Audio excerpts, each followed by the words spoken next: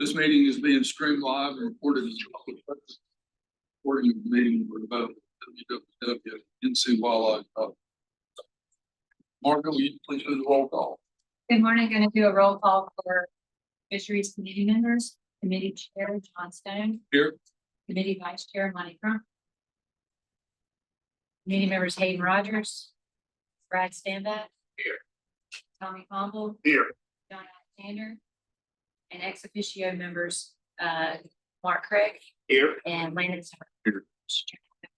Thank you, Martha. First of all, I'd like to call Corey Oakley to introduce the presenter and talk about Chelan River. What that be, sir? Morning, commissioners. So Dion Kerr, who is the District 1 Assistant Fisheries Biologist, he's a little new to the commission, so I thought I'd introduce him. He got his master's degree at Clemson University, studying the interactions between Alabama bass and largemouth bass. He's originally from Ohio. We won't hold that against him. He lives in Elizabeth City with his wife Jenna, and we really love having Dion. Dion, come on, tell us about Black Crab. Thanks, guys, for having me. I appreciate it. It's an honor to talk with you all today. So we're going to talk about, I'm going to give you an update on the Chowan River Black Crappie fishery. Can y'all hear me all right? All right, excellent. So why are we here? Well, to start, crappie are a fairly popular fish throughout North Carolina, throughout statewide. And crappie are also very popular amongst our local anglers on the coast. We also have, despite the popularity, we have a pretty large data gap, a 20-year data gap of angler data dating back to 2001 to 2002. However, we did just recently finish a updated creel survey for 2024 to 2025. And in addition to that, we finished a TrapNet survey back last fall in 2025 as well. So we got angler data and biological data on this fishery. And so our study area, as you may have guessed it, is the Chowan River. And the Chowan, if you don't know much about it, it's got a pretty good stretch of river. We're looking at about 80 kilometers running through North Carolina. And there we go. North of the Virginia border is where some major tributaries are, the Blackwater and Nottoway rivers. And then as you work downstream, here's your Meharon River. This is the Wickacon Creek. Right here, Sarum Creek. This is Bennett's Creek and Catherine's Creek. And then down towards the mouth is Pembroke Creek. So there are a lot of systems and other rivers that flow into the Chowan itself. And now let's talk about our methods. So for the creel survey, we had 10 sites, which was split into 2 zones, a lower and an upper zone. Across those 10 sites, we would conduct angler interviews. We ended with a total of 590 total interviews, not just anglers, but all interviews total. We also added in to our interview sheet 3 specific crappie regulation questions. So we asked our anglers how they felt about the current 8-inch minimum length limit. We also asked them if they harvested fish less than 10 inches. And then lastly, we asked how they felt about the daily 20 fish bag limit as well. And obviously, we're going to collect, since it's an angler survey, we're going to collect our general basic data, catch, harvest, effort, and expenditures. So what they're spending in terms of fishing on the system. Moving over to the TrapNet survey that we did last fall, we had 32 sites. And if you remember on the previous figure with the Chowan River, those green dots were our actual TrapNet sites. So we had 32 sets. We would put these nets out in the early to late morning, and we would let them set for throughout the remainder of the day and throughout all night. We would come back the next morning and pick those nets. And from there, we would collect our biological data, which would include counting the fish. How many crappie did we catch? We'd also get length, weight, sex, whether they're male or female. And we also pulled aging structures, which is important data to get as well whenever you're assessing a fishery. So we're going to get into the results now. We're going to talk about the creel results. We estimated approximately 110,543 angler hours expended on the Chowan River. We also estimated approximately 17,625 black crappie caught and 5,495 crappie were harvested. And the figure below is just to kind of show you that relationship of crappie with the three other focal species that we estimated in our Creel survey. You can see that, as I said, crappie are popular, especially locally. So you can see here, crappie just beats out catfish and harvest recreationally, not commercially, but recreationally, that's important. And it also beat out catfish as well in catch, which is your tan line here.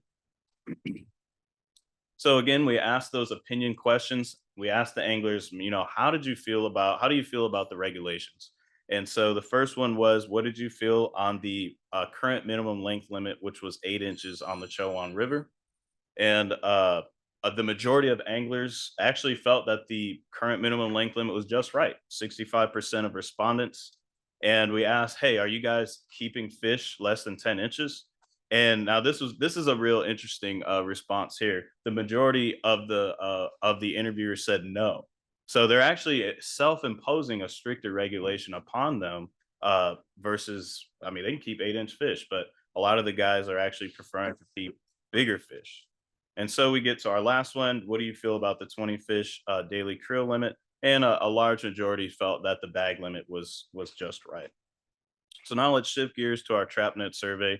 And this is just a link frequency distribution of the entire sample we caught on the Chowan River survey. So I think what's important to note here, or interesting just to see at a glance, is you have this peak here and this peak on the larger side, or the latter half of the distribution. I think there's information to gain from there, especially when you begin to break this stuff out into size categories. Now, I just want to do a quick correction. I made it late. This is not percent, this is count. So this is actually 33, not 33%. But as you can see in the stock size category, which is that 5 to 6 range, 5 to 6 inches range of fish, a large abundance made up the majority of our TrapNet sample. But we did have a decent number of quality size fish. But I think more importantly, we have a very large number of these preferred size fish as well, that 10 to 11-inch fish. Now, remember, this is what the anglers want to keep. This is what they want to catch and keep. And not only that, I think it's worth mentioning the 10 memorable size fish. I mean, a 12 to 14-inch crappie, that's like a dinner plate sized fish. And certainly anyone who's fishing for crappie, this is what they're going to want to catch. So moving forward to age, now it begins to all come together. We saw that there's an abundance of bigger fish, and we saw that there was an abundance of smaller fish. So now you're beginning to see that with ages, age 1 being most abundant, and age 2 and 3 are still doing all right in count.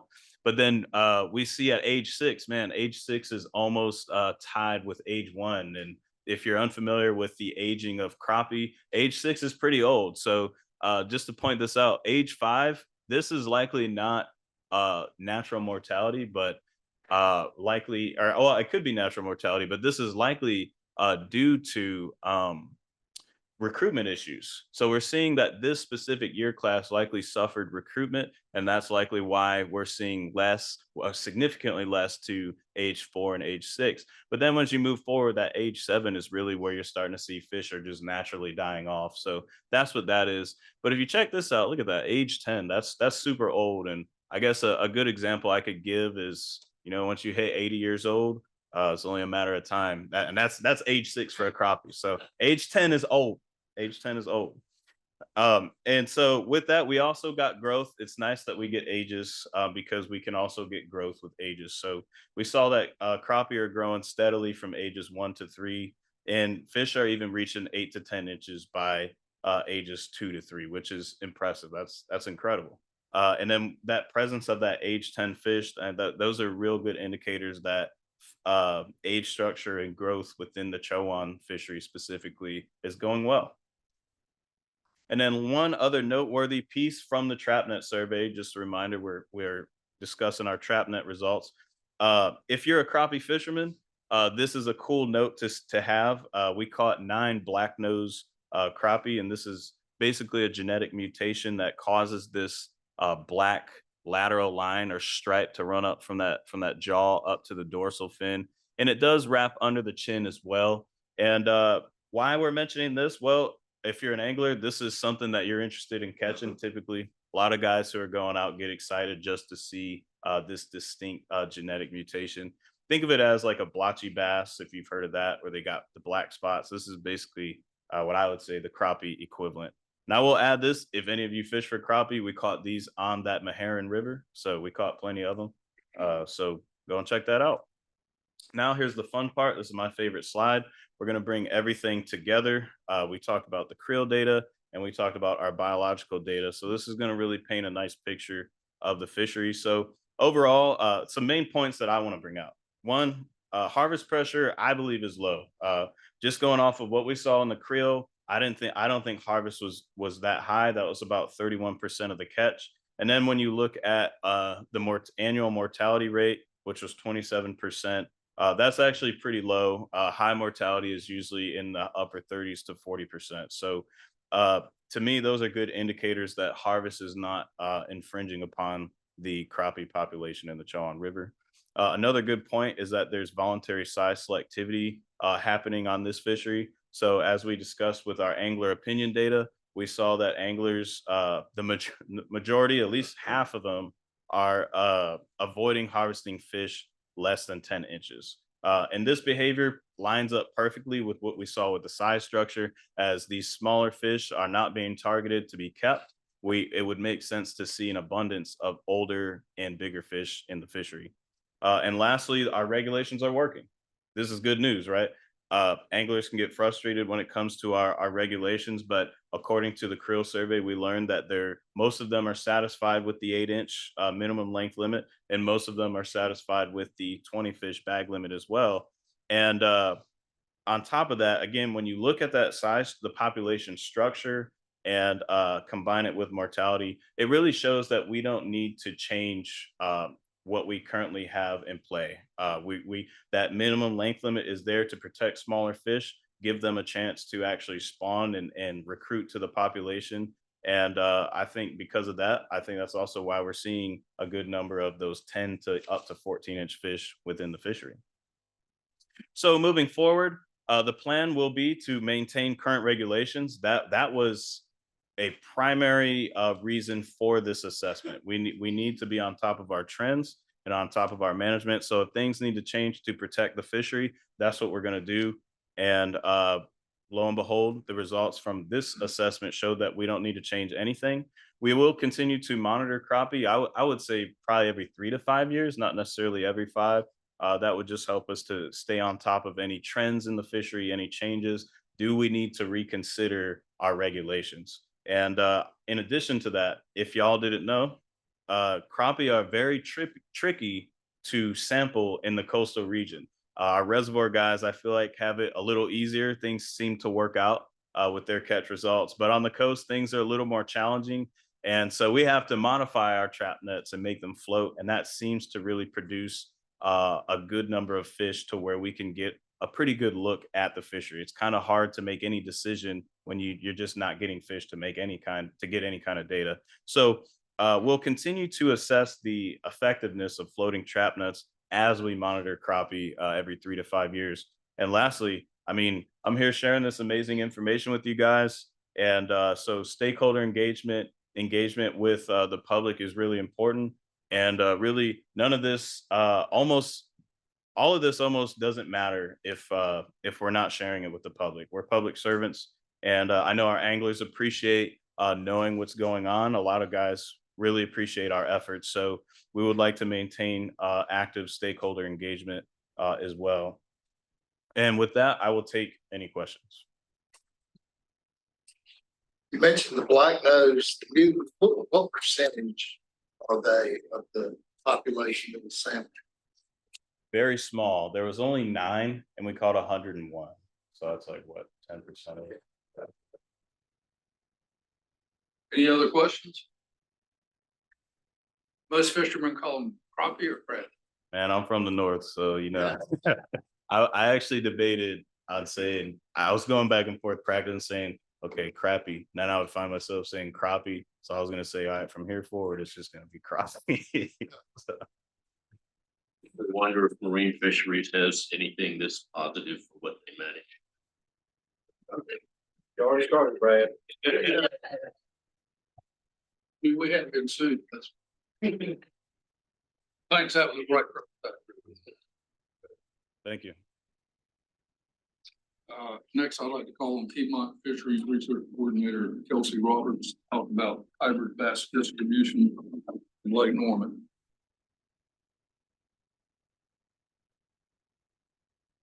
Hey, I also grew up calling them crappie, so we're easy on. All right, so thank you guys for the opportunity to present on some of our recently completed research. Before I begin, I just wanted to acknowledge some fellow coworkers who assisted with this project. Lawrence Dorsey, who is our current supervisor here today, he actually started this project many moons ago. And was, very essential in doing a lot of the field work and setting the project up. Casey Jobert, she has presented on hybrid striped bass in Lake Norman here before. She helped a lot with the field work in this project. Paul Wheeler did a lot of the data wrangling, data analysis, which was necessary for our final report. And then the rest of the folks on here were very involved in catching, tagging, and tracking these fish over the course of 2 years. So we stock striped bass and hybrid striped bass in our reservoirs across the state. And with both of these species, there are trade-offs when we stock them into reservoirs. So striped bass, they grow really big, they have a higher growth potential, but they also are more sensitive to environmental stressors like warm temperatures. And they have a less flexible diet, which sort of limits them in our reservoirs. The hybrid striped bass, on the other hand, they have fast growth. They're a lot more flexible, a little more robust, but they maybe don't get as big as striped bass. So when we're considering where to stock these species, we have to take these trade-offs into account. And this comes into play when it's summertime and our reservoirs, which are basically shallow bathtubs, become stratified and separate into 3 distinct layers. So the bottom layer is typically going to be this cool water that striped bass like, but it's limited in oxygen. So throughout the summer, there's less and less oxygen. And then on the flip side, on the surface, there's a layer of warm oxygenated water. And the striped bass, unfortunately, prefer the cooler water. They will dive deeper and deeper in the summertime, eventually get stuck, and often we see fish kills. So in Lake Norman, which was our study site, we saw multiple fish kills year after year, where eventually we pulled the plug on striped bass and we began stocking Bodie bass in 2013. And since stocking Bodie bass in 2013, which was about 13 years ago, we have had no major fish kills. So we've had no issues since stocking Bodie bass. And the question that this project sought out to answer was why? What makes Bodie bass so resilient? Why are they so special? So to accomplish this goal, we surgically implanted Bodie bass with acoustic and telemetry tags in the spring of 2020 and 2021. And the acoustic tags give off a active signal. So when they swim by one of our underground receivers, the signal will ping, our receiver will pick it up, and then we get information on the location, depth, and water temperature that fish is occupying. So throughout our study from May 2020 to November 2022, we were out there actively locating these fish, and we also had 44 receivers spread throughout the lake that were continuously monitoring these fish as they swam by. Here is just a visual representation of where all of our receivers were. It would take about 3 days to download all of these receivers. So Lake Norman's a really big lake, but we have very good coverage. Okay, so I'm going to walk you guys through this, but our first question is, where in the lake do Bodie bass go throughout the year, but specifically during the summertime? So to answer this question, we grouped our receivers into different sections of the lake, shown here on the right. And then we calculated the number of detections in each section for each week of the year. And then we graphed it here as an overall percentage for each week.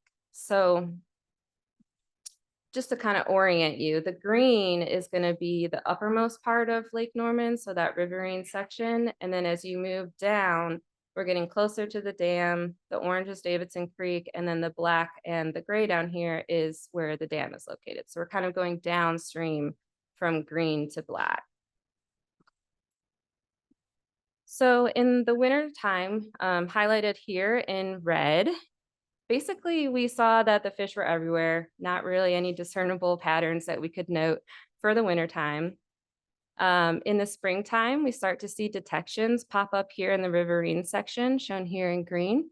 And this is to be expected. Hybrid striped bass, they try to spawn, bless them, they can't spawn, but they make that migration every year. So we expected that.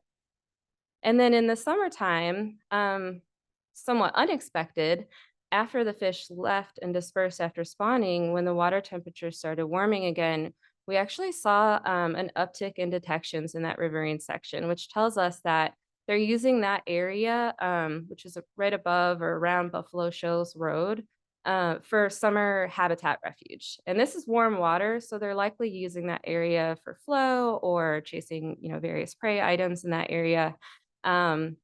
Which is a little bit different than what we would expect the striped bass to do. So striped bass typically congregate down here toward the dam in the summertime, where the deepest, coolest water is. And there were a few hybrids that did utilize this area, but as you can see, relative to the rest of the lake, this was a very small percentage. So that was somewhat surprising. So they're using similar locations, but they also have this completely separate refuge area that they are able to use during the summertime. Okay, so the next thing we thought about, another way to think about distribution is where in the water column are these fish throughout the year? So that's what we like to call a vertical distribution. And to visualize where they were vertically distributed throughout the year, we calculated the average overall depth that fish were using each week, and we charted that here in blue. So we have depth on the y-axis here, and we start at 0 up top. So as you go down, we're getting deeper. And then we also calculated the average temperature that those fish were located in, and that's shown here in red. And we combined all of our years of data. So it's sort of just all of our data pulled together in this one graph. And so in the springtime, highlighted here in red, we can see that the fish are occupying the most shallow water in the spring. This makes sense. They're trying to spawn, they're in the riverine section. That whole upper area is a lot shallower than other areas of the lake. And then in the summertime, we do see this general downward migration where hybrid striped bass are being seen occupying deeper and deeper water, and they're likely using this water as a thermal refuge or feeding on the cooler water prey species like river herring, which also go deeper in the summertime. But then we see them sort of reach, once the oxygen in that lower level reaches a certain point, these fish start a general start using shallower and shallower water. And as a result, they're occupying hotter water. And I just wanted to note that this water that they're in, this hot water during the late summer, is not only warmer than what's tolerable for striped bass, but they're occupying it for longer than what would be a survivable occurrence for striped bass. So they're able to tolerate the warm water, and they're staying in it for 6 weeks, which is a long time. So we still haven't really answered the question, right? Both of these species are using this deep water. They're both in the early summer. We know that striped bass and hybrid striped bass are using this deep water. At some point, the Bodie bass get out of that bad non-oxygenated water, and the striped bass stay and frequently suffer fish kills.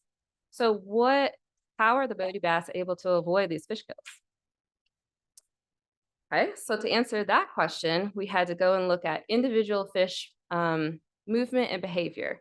So this graph here is the average depth of one individual fish during 1 year in the summertime.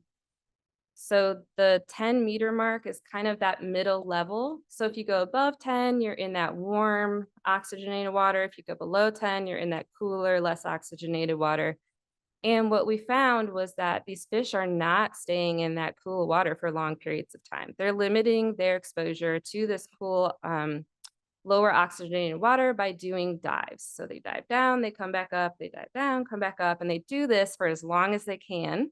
And then when the oxygen level, which we also were able to calculate exactly what oxygen level they get out of there at, and the prey disappear, they stop that diving action, they stay in the warm water, and they wait for the water temperatures and oxygen to return to normal, at which point in the fall, they start going all over the place again, and they continue that pattern through the winter.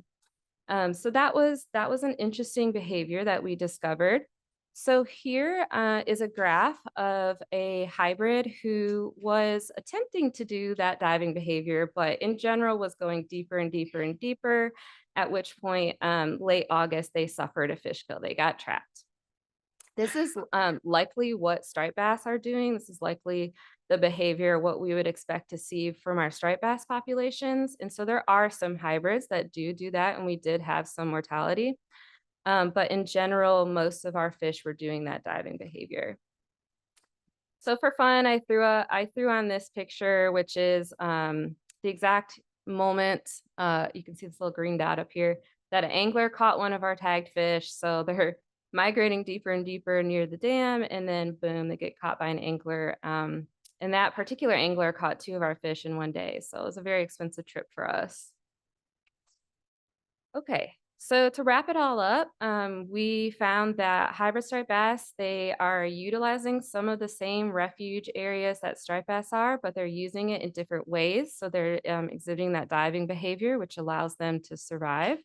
But they're able to do that diving behavior because they have an overall higher thermal tolerance than striped bass, and they're able to meet their metabolic needs living in that upper layer because of their flexible diet. They're not stuck on eating river herring. They can eat a variety of diet items, and all 3 of these allow for better survival. And just in general, these are great fish and a great alternative to striped bass when we start seeing fish kill issues or when there's not suitable habitat available. So as fishery managers, none of this really was in the literature. And so it's not only going to be useful information for us to have, but it will be useful information for managers across the country, really, who stock these species. And there's a lot more details. We go into year by year and lake zones and all this other different analyses. So if you're interested in some casual bedtime reading, you can scan this QR code, and I'll entertain any questions. Striped bass cross with, you produce Bodie bass. Oh, the Bodie bass, they are striped bass and white bass.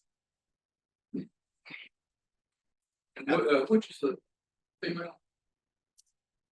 Sorry, which, yes. So right now we kind of do both. So we are in the process of transitioning into female white bass and male striped bass, but historically we have stocked a cross between female striped bass and male white bass. So when you're moving to will produce larger fish. The one we're moving to is we're moving to using female white bass because they're easier to find. And we haven't really found any potential, we haven't found any differences in potential growth between the 2 crosses, but there's really not a lot in the literature yet. So we are monitoring our populations as we transition to make sure that there aren't any changes in growth potential. Any other questions? Maybe we stock in a few. I don't know that answer off the top of my head. I think it's 1.1 million across the state. At Lake Norman, it's 325,000. It's a very popular fishery at Lake Norman. Thank you very much. Thank you. Next, we have Piedmont Aquatic Habitat Enhancement Coordinator, Mark Folks. We'll talk about native aquatic plant work. Not many people get my last name correct. Thank you. So I'm going to talk about the Native Aquatic Plant Program and give you all an update on the nursery, and the new greenhouse. So, to start out, what are the benefits of aquatic vegetation for bass anglers? Grass equals bass. I mean, that's the big thing. So we're trying to improve angler satisfaction and participation. We're trying to create kind of long-term sustainable diverse plant communities through that. And, they provide valuable habitat, refuge, spawning, forage growth.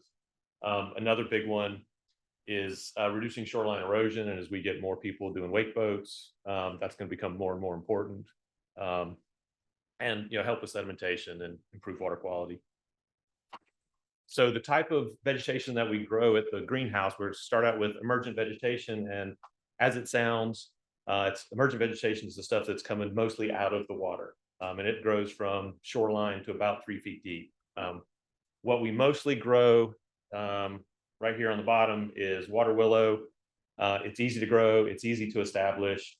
Not many the herbivores eat it, although we have been doing some nice deer food plots on Grand Mevan recently. So, and the other one up here is pickerelweed. We've tried some other species, but we kind of focus on those two. So rooted floating leaf plants, the bottom picture is spatterdock or yellow cow lily, and the top one is whitewater lily. Those are kind of the two most popular ones. We also grow American lotus, but we can only put American lotus is a pretty aggressive plant, and so we only have permission to put it in Harris Lake at this time. So the next is submerged aquatic plants. They're the hardest to grow at the nursery just because we always have algae issues. They're also the hardest to establish on site because they're nice and succulent and everybody likes to eat them. So on the bottom, we have Vallisneria or eelgrass.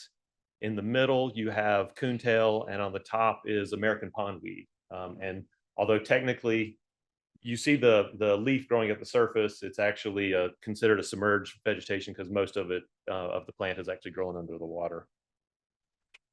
So then jumping into the nursery, I don't know if y'all have been out to Sykes, so this is kind of a quick overview. We share the property with the NC State Extension Office.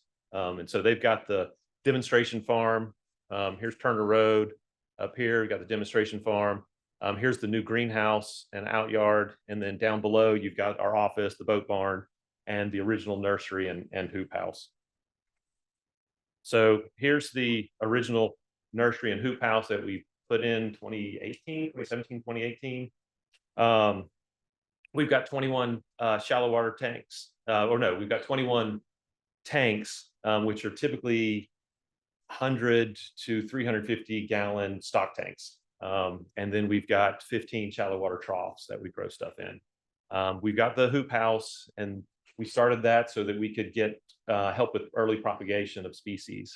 And we found that with the production and needs that was actually a little too small. So last year we sent out more plants than we ever had before at over 5,800. And then by the end of the year, we try to restock the nursery so we'll be ready for the spring. And so we restocked it at about another 4,000 plants to get prepped for this year. So here's the new greenhouse and outyard. So the greenhouse is 30 by 96 feet. It was released to us in March of this year. And so we have been quickly trying to build it out. So we've got inside, we have 11 shallow water troughs that are 4 by 10 by a foot deep.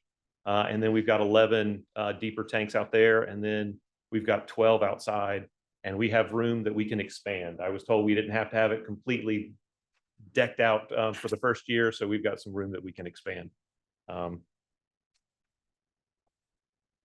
So I think we have a video of a drone video flying through at the end of the talk if we have time. But this gives you an idea. The white ones are the shallow water troughs. The blue ones again are the deeper water. We've got it. Every trough and tank has a designated watering system to it. The shallow water troughs actually have the irrigation setup, but also a mist system, and we've got that on a controller. And the pathway down the middle allows us to actually drive a vehicle and a cart down through, so we can easily move vegetation from one side to the other, from the lower nursery up to the upper one. So here's the controllers. One of the things that we're always challenged with is manpower. And so having this as automated as possible really saves us time. And so we've got a Climate Boss system that helps control the ventilation in there. It'll control the sides, so they'll go up and down all on their own. We just have to set the temperature we want it at, and then let it do the work for us. And then we're using a Toro mist and irrigation system.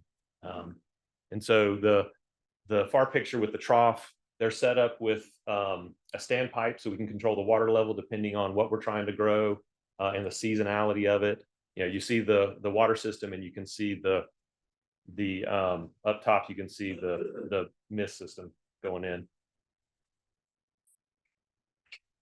So we've already started using it. You can see Doug Henshaw's over there helping work on the water system, expand that, which is really helpful. But once we got it enough, we started putting stuff in there.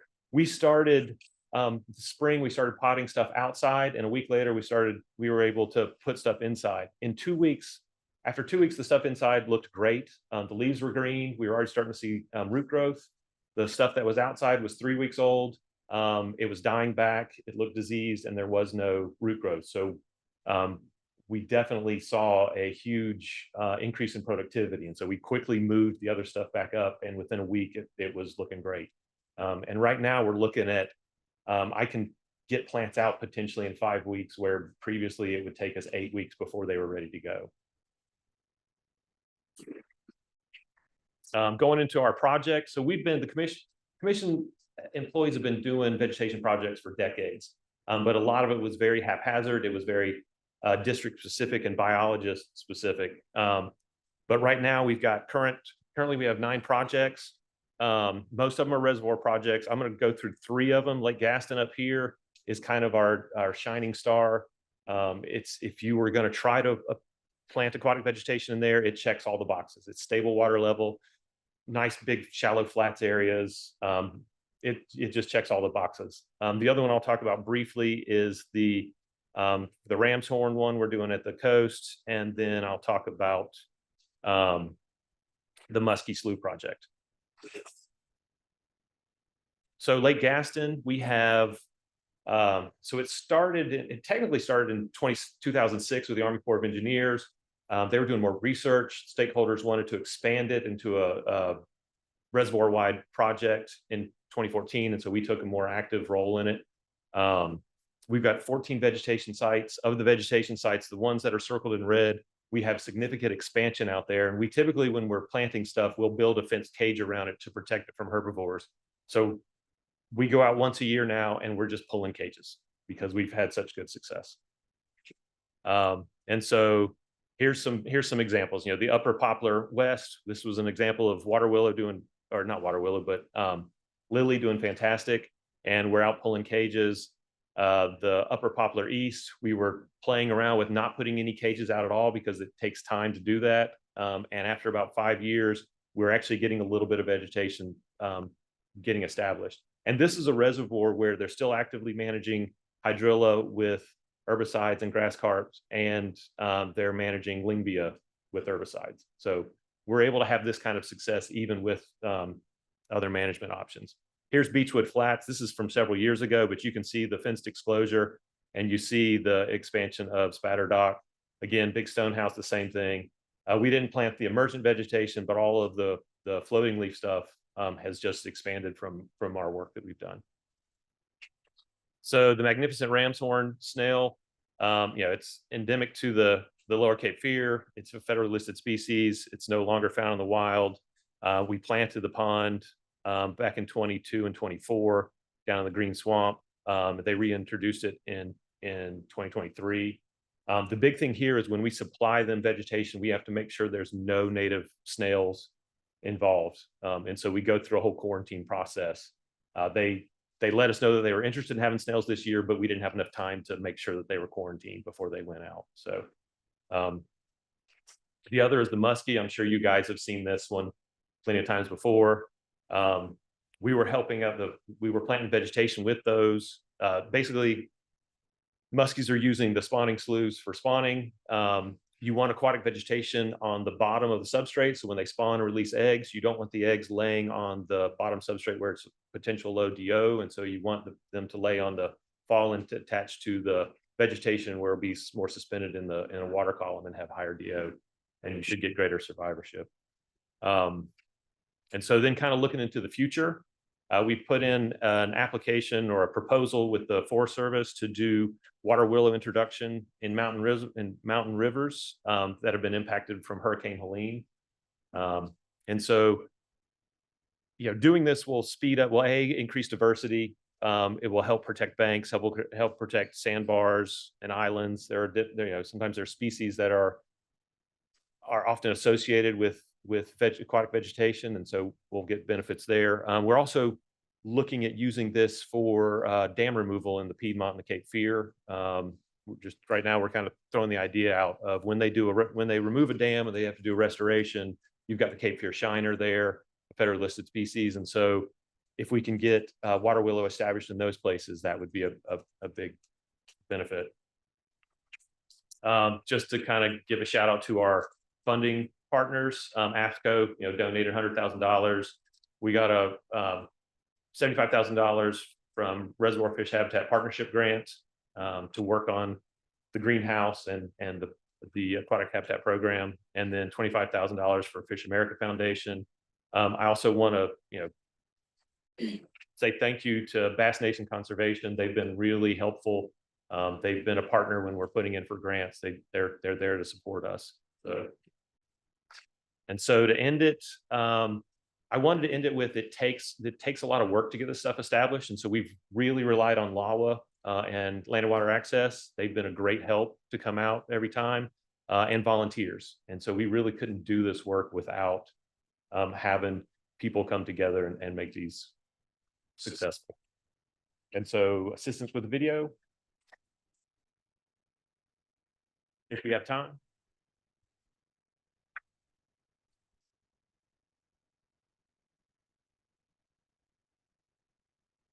You can tell we're still doing construction work in there.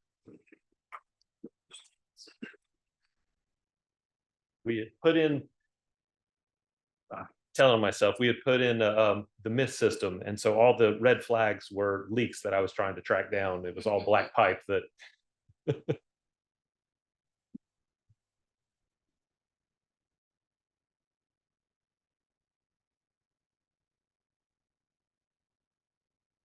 And so everything drains out into the drains. And so they flush on out.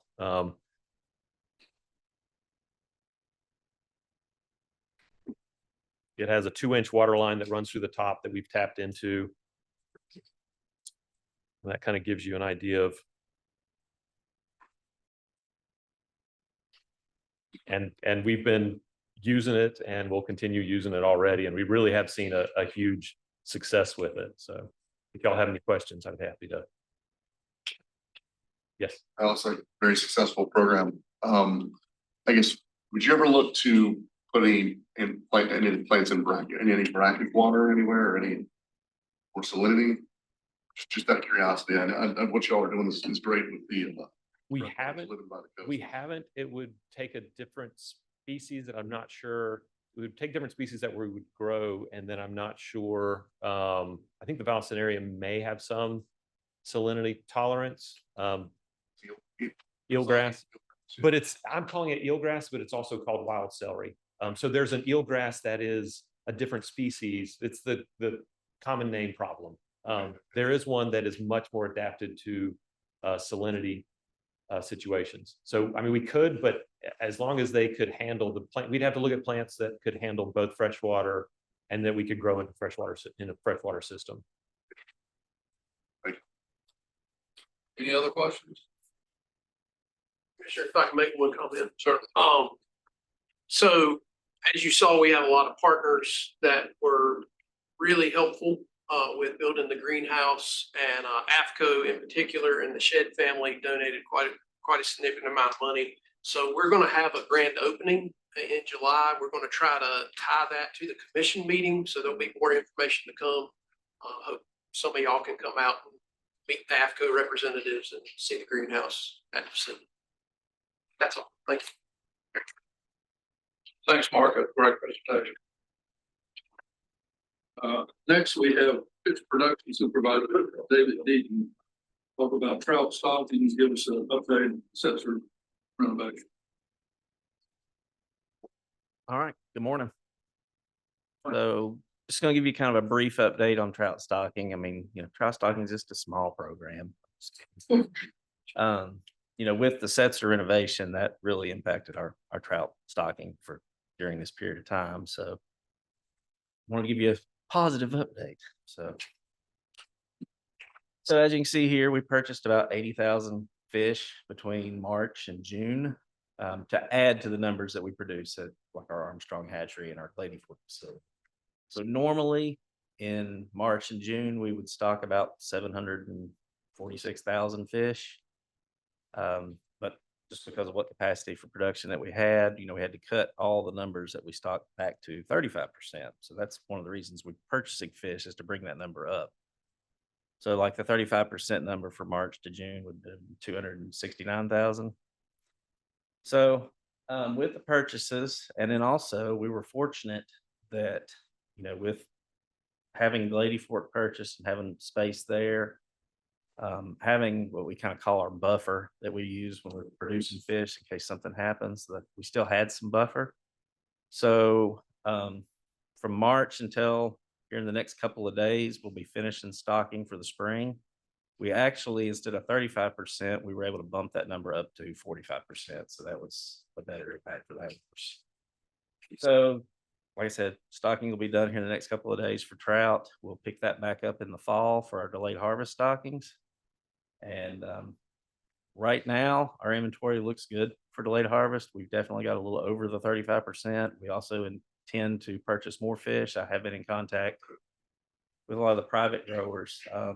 We couldn't really supply us much in the spring just because of impacts from Helene, and then plus they already have things committed to the food industry and other things. So we'll continue to work with private growers throughout this construction process we're getting ready to talk about, to add numbers where we can to keep the program going. So this picture was taken, it's drone footage I stole from Jody Revis, our CI guy. This picture was taken a few weeks ago. As you can see here, what used to be the Setzer hatchery is no longer there. It's been tore down. You can also see there to the right-hand side, we've got a lot of pipe. Lots and lots. There's actually, I think, over 2 miles of pipe staged on site that are going to be installed for the raceways and intakes and all that stuff. We'll start with that. You come across the bridge across the Davidson River. So you used to see the education center that was there. This is what you see now. You go to the left-hand side, that's where the construction trailers set up there in the parking lot. We still have half the parking lot opened up for the public, so they can still access trails. Of course, then if you go to the right, you're where the hatchery is located. This area right here was kind of next to the education center. They are installing new septic tanks for the septic system for the houses and the hatchery and stuff like that. So they've kind of got those in now. This is the raceway area that you saw in that overhead picture. They've kind of got everything all cleaned up. If you look to the left, you'll see what looks like a small white mountain. That's all the concrete from the raceways. They ground all that up. They did test it, and we will be able to use that as fill material on site. One of the big things that they've been doing the last few weeks is, we've got 2 miles of pipe to put in the ground. So they have been putting a lot of the pipe down. These two pictures are both for like stormwater drains that they've been installing. And then this is one of the stormwater drains, looking down at it and looking back up at it on the right-hand side. That one's right across from where the office used to be. And so that one is already in there. Another set of pipes that they've been installing the last few weeks would be the intake pipes. That's the ones that supply the water to the hatchery. If you look on the left, that's headed up towards the Davidson River intake. If you look on the right, that's the same pipe. It's about a 30-inch diameter pipe that'll be used to supply water to the raceways and to the hatchery from the Davidson River. The other pipe on the side is a recirc pipe, where we'll be able to pump water from the end of the raceways actually back up to the base of the dam at the Davidson River. So that if there are really low flow times of year, the section from the dam to the discharge, if it's real low flow, there's no water there. On a circumstance. So by pumping that water up there, we're able to keep water flowing through there to, preserve the habitat, keep things going. And then we can also recirculate that water to our raceways. One of the other things that they've been putting a lot in is the electrical conduit and the duct banks, for all the wiring, whether it's for the electricity or, we will have alarms and monitor systems throughout the facility as well. So that's what they're digging there. That's one of the, on the left-hand side, the left-hand picture there, that's kind of the area where the broodstock raceways that we're adding to this facility will be going in. And then over to the right, that's one of the duct banks that's leading down to that, will be supplying power to that area. And on Monday, when I was up there, they actually had these pipes sticking out of the ground. And what those are actually the drain pipes that will be for those broodstock raceways. So they've already kind of got the drain pipes in. They're working on all the intake pipes. So it's going well. Now this area here, this is at the Grogan intake. That's the other intake that provides water to the Setzer hatchery.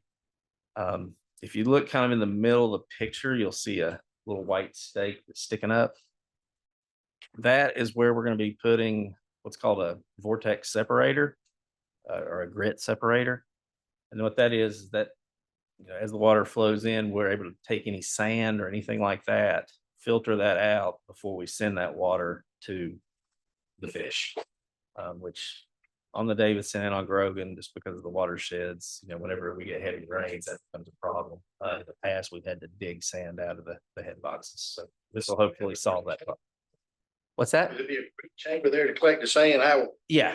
So the way that we're doing this, there will be a chamber that'll capture that. When it gets to a certain level, it'll actually pump that out below the dam and let that go. So That's my next question. We're going to manually clean. no, Yeah. no, we're allowed to discharge that directly back into the dam. So progress, right now, no major issues. Everything's kind of on track with the timeline that the contractors submitted to us. We hadn't had any delays or anything like that. Currently they're installing a lot of pipe throughout that facility. If you drive up there, what the normal route that you would take in, it changes about every 20 minutes because they're closing the road, moving the road, and it's a maze to get through. Some projects that are coming up soon that I'm sort of excited about. Hopefully at the end of the month or in July, they're going to start grading where the raceways were, that kind of smooth area that I showed you previously.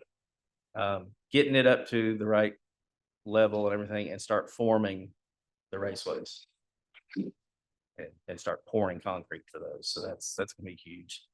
Then there at the Grogan intake and the Davidson intake, they will be putting in those grit separator foundations and the tank stuff and installing those. And then another big one that's coming up is in September. They're anticipating that they'll start digging the foundation and start to work construction on the building itself, the hatchery building, which there's two items that we kind of call phase one in this project that we're wanting to get done.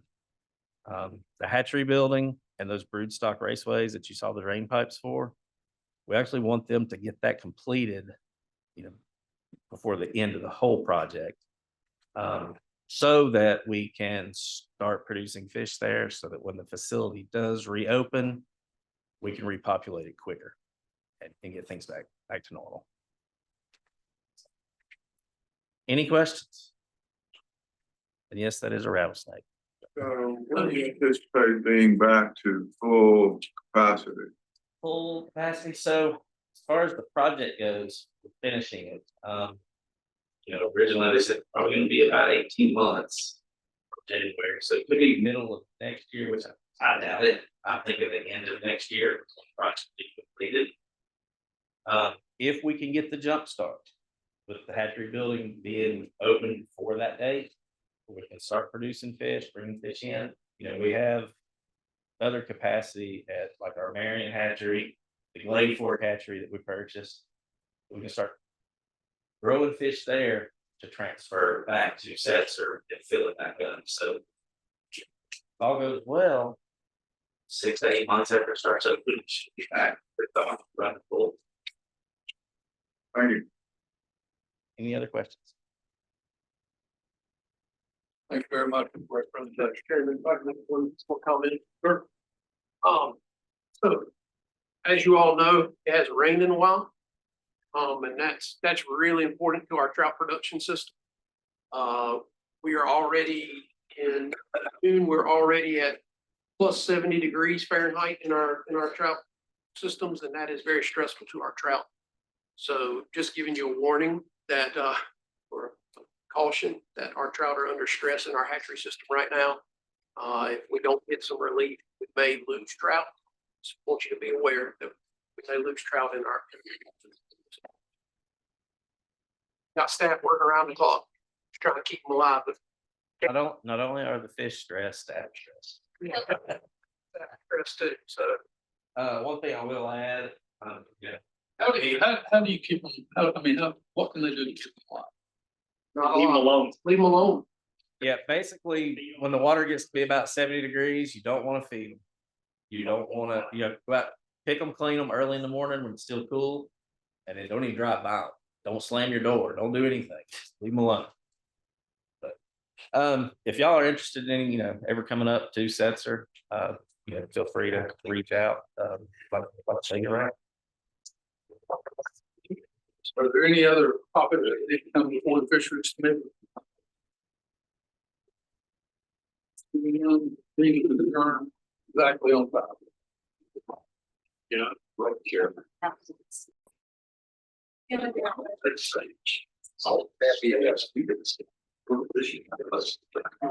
Good morning. I'd like to call the small game committee meeting for June the 17th, 2026 to order. This meeting is being streamed live and recorded as a public record. A recording of the meeting will be available at www.ncwildlife.gov. Margo, would you please call the roll? Going to do a roll call for our small game committee members. Committee Chair Jim Ruffin. Committee Vice Chair Steve Wyndham. Here. Committee members Tom Berry. Here. Ray Clifton. Here. John Stone. Here. Tom Hayslip. Here. And ex officio members Mark Craig Here. and Lance. Here. Mr. Vice Chairman, you have a quorum. Thank you, ma'am. I appreciate that. I'd like to call on our wildlife habitat coordinator, Mr. John Eisenhower.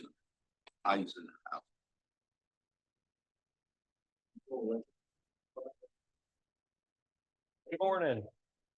There's work for mouse. Okay. I appreciate the opportunity to be here this morning and talk to y'all about a few different topics. And we're going to start off with the first talk real briefly about the Wildlife Conservation Land Program, which is our tax deferment program to promote wildlife habitat on private lands. So the Wildlife Conservation Land Program, we'll talk about the history of it just a little bit. A lot of y'all are very familiar with this. A few properties that I've worked with y'all on are enrolled in WCLP, but it does provide that tax deferment that's very similar to agriculture or forestry present use value, and offers some opportunity for landowners to not be penalized if they're managing the property for wildlife habitat.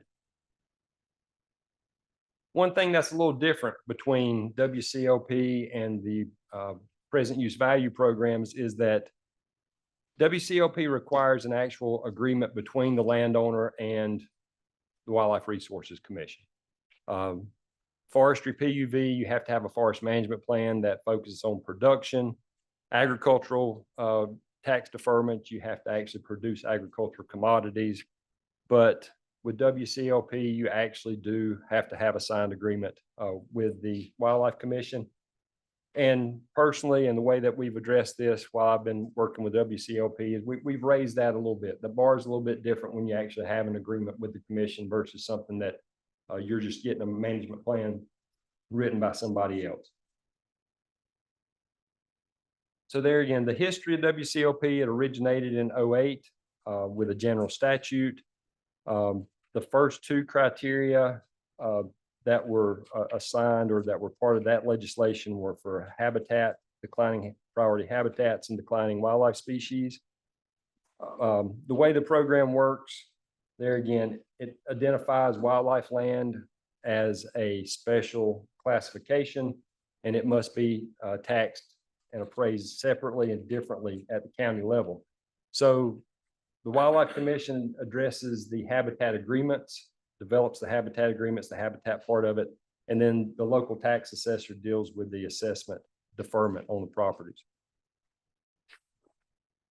There again, the first two criteria that qualified for WCLP were protected species, tied back to the general statute, and also declining habitats that were identified in the Wildlife Action Plan. So there again, early succession, longleaf pine, small wetlands, stream riparian zones, rock outcropping, and bat cave. So from 2009, when we started writing agreements and enrolling folks in WCLP, until 2019, whenever we had this additional criteria added, those were the two that we really worked with, were species and habitats. In 2018, through legislation, the new criteria was added, which was referred to as wildlife reserve land. This allowed lands that were used primarily for hunting, fishing, shooting, wildlife observation, and other wildlife activities to be enrolled in WCLP. So if you notice there's not quite the same tie to the wildlife resource as far as from a habitat and a species standpoint. This really tied back into human use of the properties with criterion 3. So this is a piece of URA property that is enrolled in WCLP for timber rattlesnake protection and management. Just to look at some of the trends real quickly on where we're at, I think I've provided some of this information in years past, but wanted to get you updated with the most up-to-date information that we have. You can see we started out slow in 2009. You can see a pretty good blip of additional agreements and enrollment in 2019 with the addition of criterion 3. And we've steadily grown until last year. We did have a drop in the number of agreements in 2025. I don't think we've necessarily hit our peak, but there's some other things going on that are probably linked to the number of agreements completed last year. There's a Rowan County property that is enrolled. A piece of Rowan County property that's enrolled in WCLP under early succession. There again, the enrollment trend based on acreage.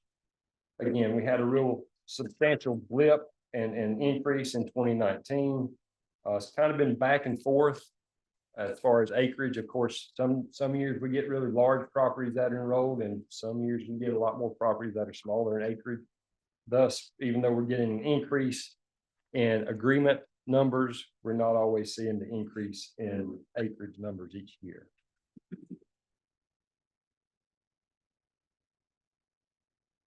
I think the final slide to talk about enrollment trends in WCLP. This is all the agreements since the program began in 2009 through this past December. The red dots are agreements that were signed and went into effect in 2025. The blue dots are from 2009 through 2024. So certainly a lot of activity in the mountains, With criterion 3, when it came online in 2019, we started picking up a lot more acreage and a lot more agreements in the Piedmont. East of I-95, for various reasons, we just not really had a lot of interest over there at this time. But that's a change and increase participation in WCLP in the future over that way. So just to touch on what's being accomplished with WCLP in the field. The original criteria 1, criteria 2 did not have a length of time that the agreement was valid. So we wrote an agreement in 2009. We're still looking back at some of those agreements now. They're still valid. They're still being followed. They're still being deferred by the tax office. However, criterion 3 that originated in 19 did require a 5-year review. So we've been back to start looking at those properties that were in criterion 3 and seeing what's going on, how much is being done, how the landowners are working through those habitat agreements. Whenever we get a request for review, it's either by the tax office. The tax office gets in touch with us and the landowner. They want to know, is this person following the agreement? Are they still in compliance with the agreement? Are they still deserving of the tax deferment? So that's one way we get those requests. The landowners sometimes ask us if they're in compliance, are there other things they need to do? So we'll go out and visit them if they request. And also the 5-year reviews that are required under criterion 3. So that's how we decide who we're going to go out and do the reviews with. Our findings usually fall into these 5 groups. We go out, the landowners following the agreement, carry on, keep doing what you're doing. We'll fill out a review document, keep that in our records, possibly send it to the tax office to let everybody know that things are moving on like they should. If they're found out of compliance, if they've not been following the agreement, we will oftentimes, depending on how bad out of compliance they are, we will either give them opportunities to get back in compliance with a year's worth of special activities, or if they're very severely out of compliance, we'll refer that straight to the tax office so they can start the process of reclaiming that deferment, which is 3 years back tax penalty plus a 10% penalty on top of that. Oftentimes we're finding that ownerships change and the tax office does not let us know that they've changed. Oftentimes when the land ownership changes, the new owner just takes it out of the program. They pay the tax penalty and move on. Sometimes we'll find that things are in compliance, the landowner's doing a good job. Maybe the agreement needs to be tweaked a little bit. We'll add some practices, update it. Maybe it's an older agreement that we can actually add acres or add practices to the agreement now that we have criterion 3. And we're actually finding some where we went out, we wrote the agreements, helped the landowner get what they needed to go to the tax office to get the deferment, but they never bothered going to the tax office and filling out the paperwork. So that's a small percentage, but we do find that from time to time. Yes, sir.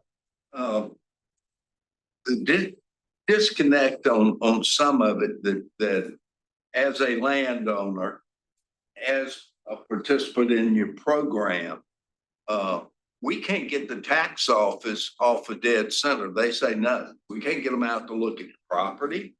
We can't do anything. How do we attack that? Yeah, generally, the landowner, if they hit that snag, they'll get back in touch with the local representative, the wildlife conservation biologist, and we will work through it. Had a very contentious one this past year where the landowner had an easement on the property and the tax office was telling you can't enroll this property because it's in a conservation easement. When we get those situations, we can work back through to Department of Revenue and help Department of Revenue educate that tax office of what's really going on with WCLP. There again, if somebody has an agreement that we've signed and they take it into the tax office, fill out the paperwork, there's really no reason why they should not qualify and be enrolled. A few times a year, we have to communicate directly with the tax offices. And that's what I would recommend if you're having a problem being enrolled, and get back in touch with the WCB, the conservation biologist in the area, and let's work through those questions that the tax office got. I can't think of any time where the tax office has stood their ground once the Department of Revenue chats with them about the meaning of the legislation. Great. Thank you, sir. Very welcome. So these are some photos of that were submitted as part of a few of the habitat conservation agreement reviews. Anybody see any out of compliance items there? You've got a nice rock outcropping, small wetland that I think even Jeff Hall would be appreciative of. A couple bird houses there, some hardwoods that are kind of being lightly managed in another wetland. Anything that really stands out as something that needs to be changed in any of those photos?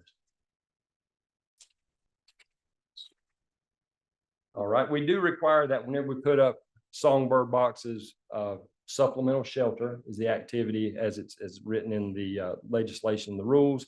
We do require predator guards. So this was one of those situations where we went out, instead of calling the person completely out of compliance and start that whole tax rollback thing, we just said, hey, move your boxes around, put them on a post, put a predator guard on it, and we're good to go. There again, building that rapport with the landowner does help a lot. It's a lot easier just to make those suggestions and get common sense changes made instead of start trying to threaten folks with penalties. We do require the landowners to keep track of the management that they do on their properties. So again, these are some documents and some photos that were included in a evaluation sheet that we had. There again, a nice stream and riparian rock outcropping there, a pond, which is supplemental water under criterion 3. But then we had this little situation in the upper right where the landowner had been managing early succession on this property for quite some time.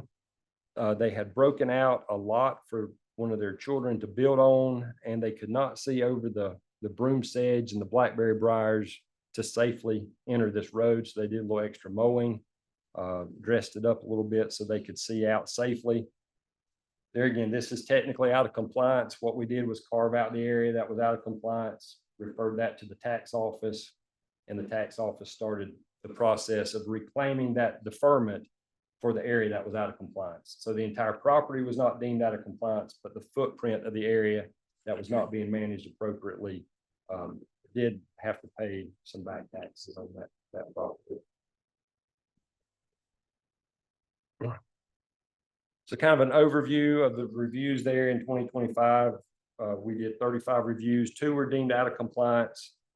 We did 2 re-inspections. One of them was removed from WCLP because the landowner chose not to follow the management agreement. A few had changed owners, and we had to address updating agreements, that kind of thing. 2024, we reviewed 20 agreements, 2 compliance issues, found one that was never submitted to the tax office. And in 2023, we reviewed 4 agreements and had 1 compliance issue. Generally, folks know they're out of compliance. They kind of go along willingly, but when you start talking about paying back $350,000 for the bills that we call out at the top of, folks aren't always agreeable to that. So we have had 1 or 2 fairly contentious out of compliance issues that we addressed.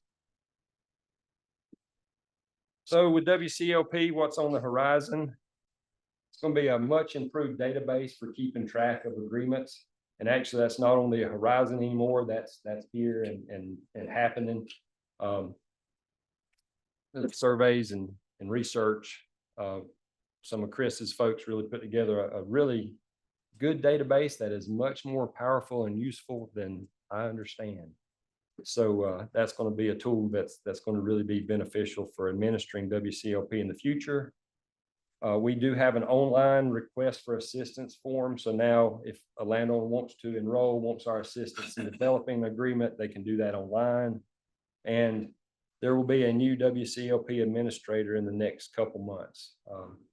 So lots of new and exciting things happening with WCLP in the state right now. Just real quickly, the challenges. as we increase the number of agreements that we're having to service, that really increases staff time. Remember from that map, District 9 is the most active district in the state as far as writing new habitat agreements and also as far as reviewing existing agreements. So whenever you have to go back to a property every 5 years, that can really start snowballing from a staff time standpoint. Non-compliance enforcement can be challenging and time consuming. Criterion 3, some of the thresholds for what qualify and what don't are a little bit vague and sometimes a little hard to enforce. That increased staff time can impact how much time we have on the ground to work with exceptional landowners, those folks that are wanting to do more than just the minimum requirements to meet the tax deferment. So not only do we have increased staff time that draw us away from other activities and other responsibilities, it does impact the opportunity for us to work with those exceptional landowners who want to manage that a really high level. Some possible solutions, like everybody wants more staff. All right. I appreciate you snickering back there. So the possibility of more staff would always help. I think that doesn't necessarily have to be full-time employees. You could increase the management requirements, kind of dealing with a supply and demand right now. For Criterion 3, the management requirements are fairly low. If you ratcheted those up and made it a little more stringent to get in the program, there would be less folks that want to get in the program. So we could actually improve habitat criteria, but also reduce the folks that want to get in at a very minimal management level. Develop a network of contractors and consultants that can write habitat agreements. That was one thing that I had really hoped to get going whenever I took over with the administration of WCLP. However, we have to sign off on that final agreement.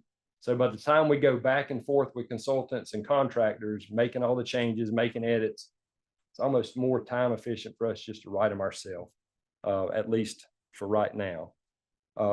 The other option would be to reduce the requirements for WCLP to the point that it's just a point and click online. Hey, let me develop my own habitat agreement. We would sign off on it. They would take it to the tax office. So that would reduce the habitat benefits from WCLP, but would reduce the staff time required to get those agreements going. And of course, these are the folks that really make WCLP work. The conservation biologists listed here are the primary contact for WCLP. Some of the district biologists work on WCLP as well, but there again, District 9, District 8, really 5, 6, 7, 8, and 9 are the threes coming on as well. The real core for most of the WCLP work. With that, I think that's the last that I was going to say about WCLP. Amy's going to come up and talk a little bit about the survey. But are there any questions, any other questions about WCLP at this time? Yes, sir. Yeah, is there a minimum acreage for the program? It's 20 acres contiguous qualifying habitat. So, if you have a 20-acre parcel and 2-acre long, you don't qualify. So we do have to have that 20 acres of qualifying habitat. I met with Miss Noble down in District 2. She was great explaining. She had a little pamphlet packet. Would you be able to print a couple copies of those or send those to the commissioners? Yeah, we will make sure that. Well, I'm not sure where they're at right now. I'm divvying stuff out as quick as I can, but I think we can certainly get y'all an electronic version, and it'll come your way. Yes, sir. Great presentation.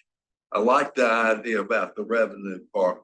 Columbus County is just, they are hard to deal with, as you are well aware, because I've had you up to bat for me on 3 different occasions. But that is the biggest drawback that my neck of the woods sees. Y'all come out from John Henry, boy that just moved up to Edenton. I can't think of his name right. Dallas to Gregory are just fantastic. good good program, everything like that. She said, well, we've never heard of it. We've never heard of it. Well, They- here's my- yeah. well, I don't need it. You need to tell me what to do. Well, I can't tell you what to do. Well, and you know how some folks figure out ways not to do what they're supposed to? Yeah. I think that's probably that is probably what those counties that say they never heard of it. Now, granted, it is a fairly small program compared to all the present use value programs. But we do provide trainings at, the Department of Revenue has 2 trainings for tax offices each year. We do have staff that go to those every year and provide input. Department of Revenue and Brad had a really good relationship with them early on with WCOP. They usually want to get things straightened out. They have a really good interpretation. I think we share a common view of the interpretation of WCOP, and we can usually get things done. Sometimes you don't want to burn that bridge at the tax office, especially one that we dealt with the conservation easement. Instead of me just saying you're wrong, we worked through Department of Revenue to get that worked out. And I think there again, getting in touch with the WCB, the district biologist, and then the wildlife habitat coordinator. If you're interested in signing up and are hitting that dead end, I think we can make some things happen. John, great presentation. Thank you very much. Mr. Chairman, Yes, sir. I just want to say something about John Osborne. So my farm for criteria 3 was probably one of the first ones you did. He wrote the plan, got it approved. That was such a good experience. I look at that plan all the time. And I thought I was getting some kind of special treatment. John, legend, District 6. I don't know if y'all know that, but there's nobody commission respect John. Nobody ever says anything. So glad you got your promotion. District 6, not that your place was not doing a fine job. I had to get mine renewed a year or 2. Bought a brush saw yesterday. It was $169 sales tax, I say. So I put that back into the habitat program. I mean, it's very beneficial. I'm glad you bought a good brush saw. It was a good one. I guess you gotta reject your promise condition. Sure. So I missed that. So you don't have to pay sales tax program similar to ag? That's a little bit of a different thing. You can apply for the sales tax exemption. That's a little bit separate from WCOP. But it's tied to it because you have to have a habitat agreement to qualify for the sales taxes. So the tax office, whenever you enroll, they send you a document that says you are enrolled. You send that to the Department of Revenue, you get a tax exempt card. I'll talk to you after a while about why maybe that's not advertised as much as it could be. See, it's better than the ag, it's better than forestry, because you don't have to show revenue. And you don't have to pay sales tax or property tax. Other than the state paying me, I don't know what I expect out of it. Well, I haven't gotten there because I can't get Columbus County to even say it exists. The county, even the use value, and it's state law, but they have to do it. This is the same now. I will say that there are some counties, and when you start seeing the counties, especially the Piedmont, Southern Piedmont, have all those dots in it. Those counties are referring us people to because they could easily go after them from a violation of their forestry present use value. However, they will send them to us.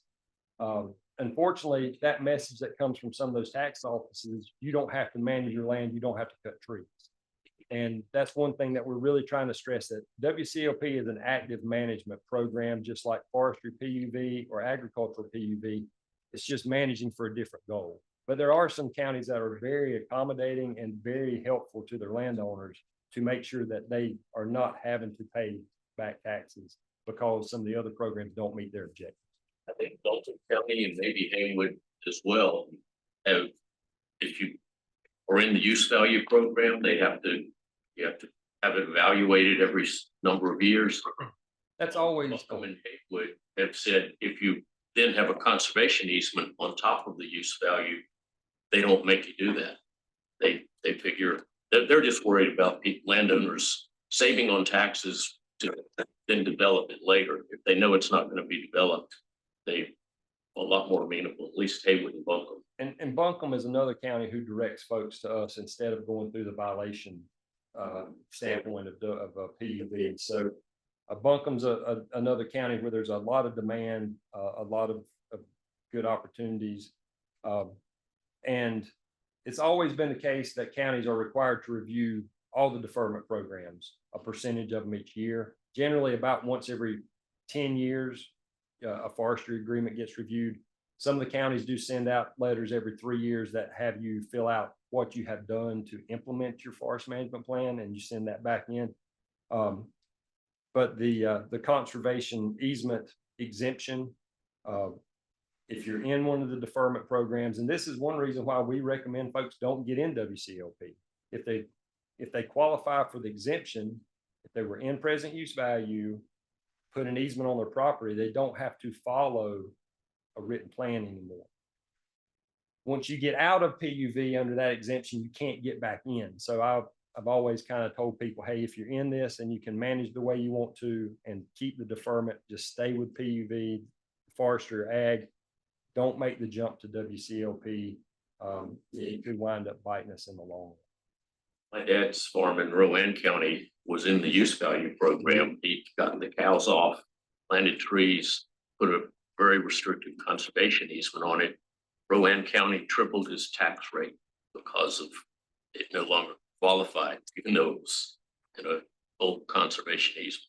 And I think within a year or two of that happening, the conservation easement legislation got passed, but he missed out on that opportunity. You can't read it, both programs at the same time. Not on the same footprint. Same tract can have both programs enrolled, so you could have an ag field that's still in production, and you could have an ag field that you let grow up fallow as long as you meet the 20-acre minimum. You could enroll both programs on the same land, but not on the same footprint. Yes, sir. That's one other thing.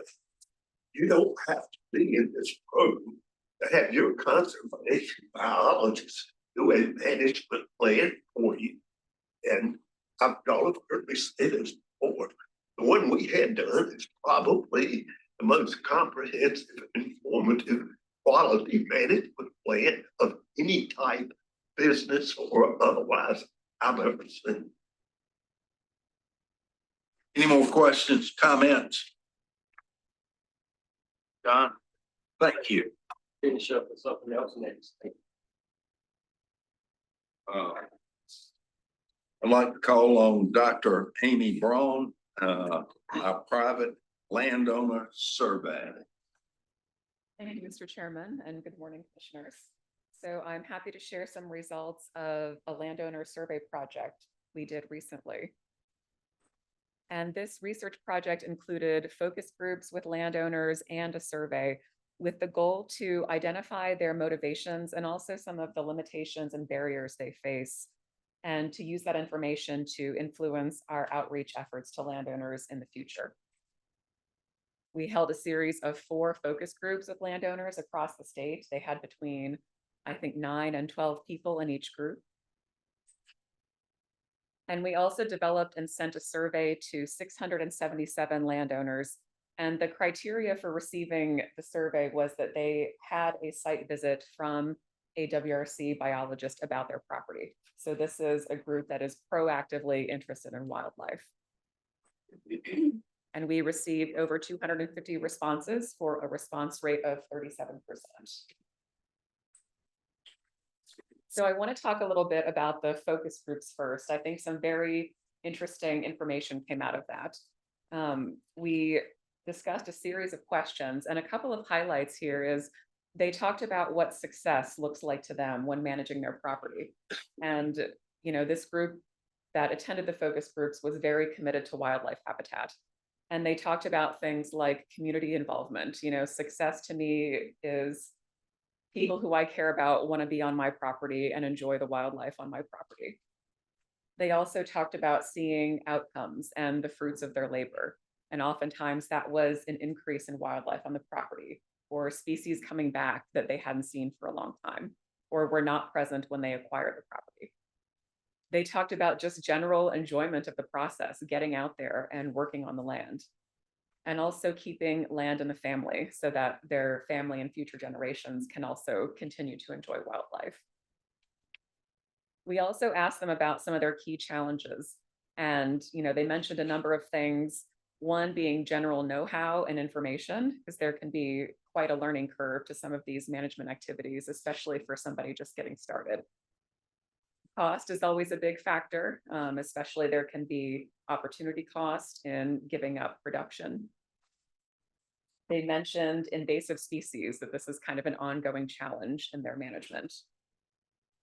Finding labor to do activities was another challenge, and also sometimes differing objectives. If the land is owned by multiple holders, people might have different ideas about what should be happening, different levels of commitment to wildlife.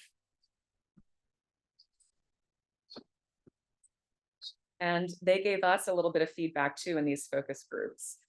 They suggested advertising our services and making information easy to find.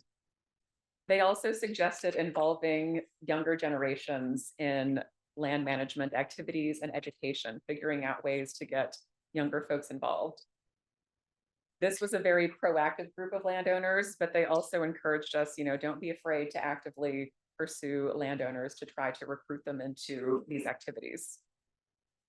Keep the connections strong whenever there's turnover, and also facilitate landowner networking.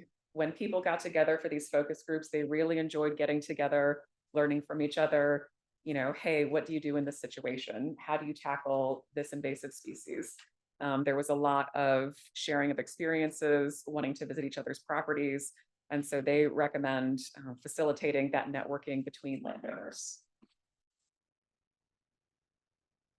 And so now moving on to some of those survey results that I mentioned, I'll share a few characteristics of our landowners and their land ownership. So we found that most respondents own some land that's not in commercial production, which is not surprising given their interest in wildlife habitat. So the most commonly held land type was forested land not in commercial production.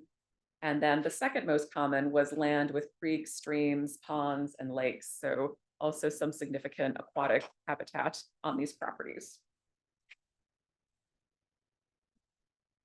And we asked them to report their total acreage and then the acreage that they manage actively for wildlife. And so that orange line is the line of total acreage. And I've just taken the slice here from 1 to 100 acres reported. And then the green underneath is how many acres they reported managing for wildlife. So that green kind of goes up and down, but you can see throughout this range, there are a number of landowners who manage a very large percentage of their property actively for wildlife, the closer that that green color gets to the orange line. We also found that this group of landowners spend a lot of time working on their own property and doing these management activities themselves. So that dark green bar represents work that the landowner is doing, how often, and the light green bar is how often they hire workers to help with management activities. So 15% of the landowners are spending considerable time each week managing their own property. 24%, almost a quarter, spend 2 to 3 days per month. And they're hiring people to help with the activities less frequently. And over half, as we see at the bottom, never hire anyone to help with this work. So considerable personal investment of their time. A few more characteristics. This group of landowners is more likely to own their property in its entirety, either individually or with their spouse. That was the case in 72% of responses. And over half live full-time on the tract that was visited by a WRC biologist. So they are living in the place where they want to see that wildlife increase and enjoy it. 46% have owned land in North Carolina for more than 20 years. And 21% have owned land in North Carolina for 1 to 5 years. So we're seeing new landowners interested in wildlife habitat early in their tenure. And then 21% have part of their property in a conservation easement. We asked them about their management goals and gave a pretty long list of goals and asked them how important those things were in their management. And I have the top 5 here. These are things that the most people considered very important. And number 1 was enjoying and appreciating nature, followed pretty closely by peace and relaxation. And the next 3 goals are specifically about wildlife habitat for game species, biological diversity, and also non-game species. We also asked them to just describe their wildlife-related goals in their own words. And so they talked about things like, I want to see the property thriving with wildlife in the future. I want to enhance huntable wildlife, doves, ducks, and deer, provide a safe and enjoyable environment for my family to hunt, fish, and enjoy. Also to provide as much native biodiversity as possible and to be a haven for native flora and fauna. So people talked about promoting native species, increasing hunting and recreational opportunities, and also ideas of stewardship of the land and preservation or protection from development. And so I pulled one of the quotes from the survey. I think this really encapsulates a lot of these different motivations in one place. So this person said, we strive to preserve our acreage in its natural state to be a refuge, nesting area and food source for wildlife, including birds, mammals large and small, insects, amphibians, and other creatures. We enjoy almost daily walks through the woods and along the creek and river, which form 2 boundaries of our property, to observe and appreciate the wide variety of birds and other wildlife. We value our property as a refuge from development and desecration and look forward to passing it on to our children and grandchildren. So I think this one quote captures many of those motivations that our survey respondents were expressing. And so to kind of summarize some of these motivations, we found a high level of personal investment, time, money, and energy from this landowner group. They have a personal and familial connection to the land. And they also report having strong intrinsic motivations for managing their property for wildlife, mentioning things like biodiversity, recreation, stewardship, their family and future generations, and also just general enjoyment and appreciation of wildlife.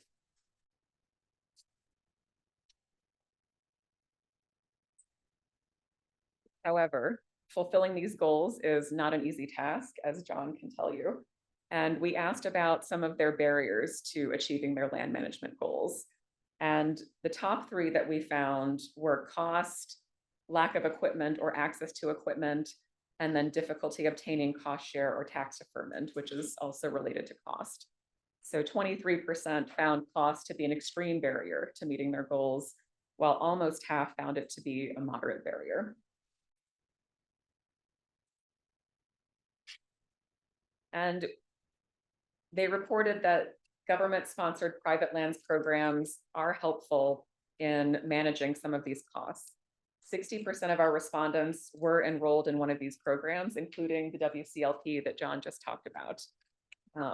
And we asked about their enrollment within the last 5 years. And of those who enrolled, 58% found the financial benefits very important to meeting their management goals. And of the 40% who did not enroll, over half were unaware of the programs. So we asked a little bit about how to make those programs easier to access. And the respondents were interested in more informational resources with examples. How can I figure out if my property is going to qualify for program A, B, or C? They appreciate contact with subject matter experts, regular communication and announcements about these programs, and then also recommended some centralized consolidated information, kind of a place to go to learn more about some of these things. We did ask landowners about their satisfaction with the commission's services provided. And so 81% were very satisfied, 11% somewhat satisfied. So a pretty high level of satisfaction with the service. And this person talks about the importance of having a plan and what that did for their property. And they said, I think it's important to have a plan up front. I've had a bunch of ideas and you jump around from thing to thing, And it's hard to pull all of it together without having that person sit down with you and get a plan together. So that's helpful. Everybody, regardless of how big their chunk of land is, can do something to improve the habitat.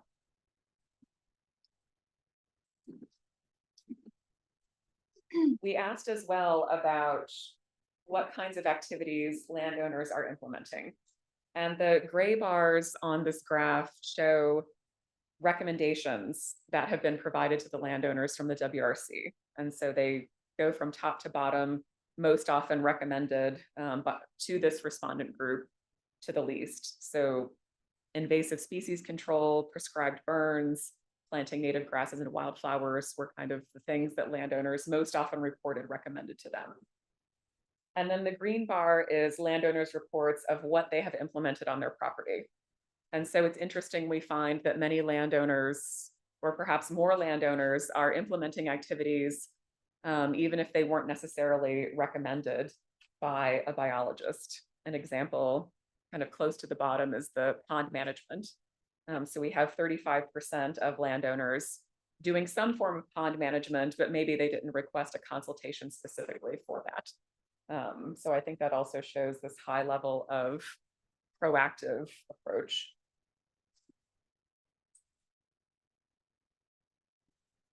Things don't always go according to plan. So we asked, what were you able to implement according to your plan?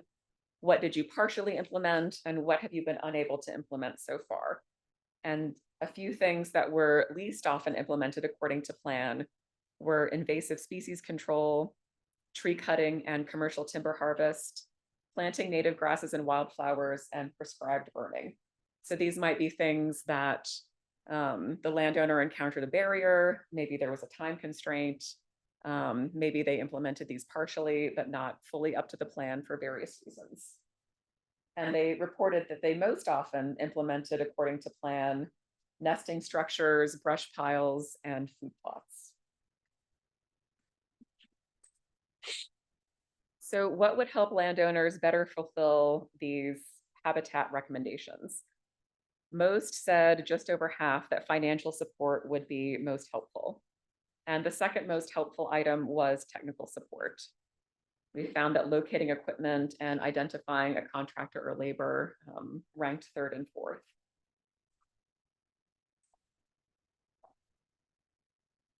And looking at communication, since our landowners enjoyed so much getting together with each other, we asked, how would you like to communicate with us, and what other sources of information do you use? And the top 3 communication preferences with the commission are an email from a biologist, a site visit from a biologist, and workshops and seminars. So a big emphasis on that relationship and connection with commission staff. In terms of other sources of information and guidance, many look at YouTube videos, which can be very helpful. 58% said other landowners, which I think confirms some of our focus group results. And then just under half books and almanacs, printed material. So yeah, this was kind of a description of some of our results from this group of very proactive landowners who have received a site visit from us. And I'm happy to take questions. And I think John will also be putting some of this into a bit of context as well. Questions? Thank you, Dr. Ron, good presentation. I'd like to call on Brad Howard for an introduction for our next speaker.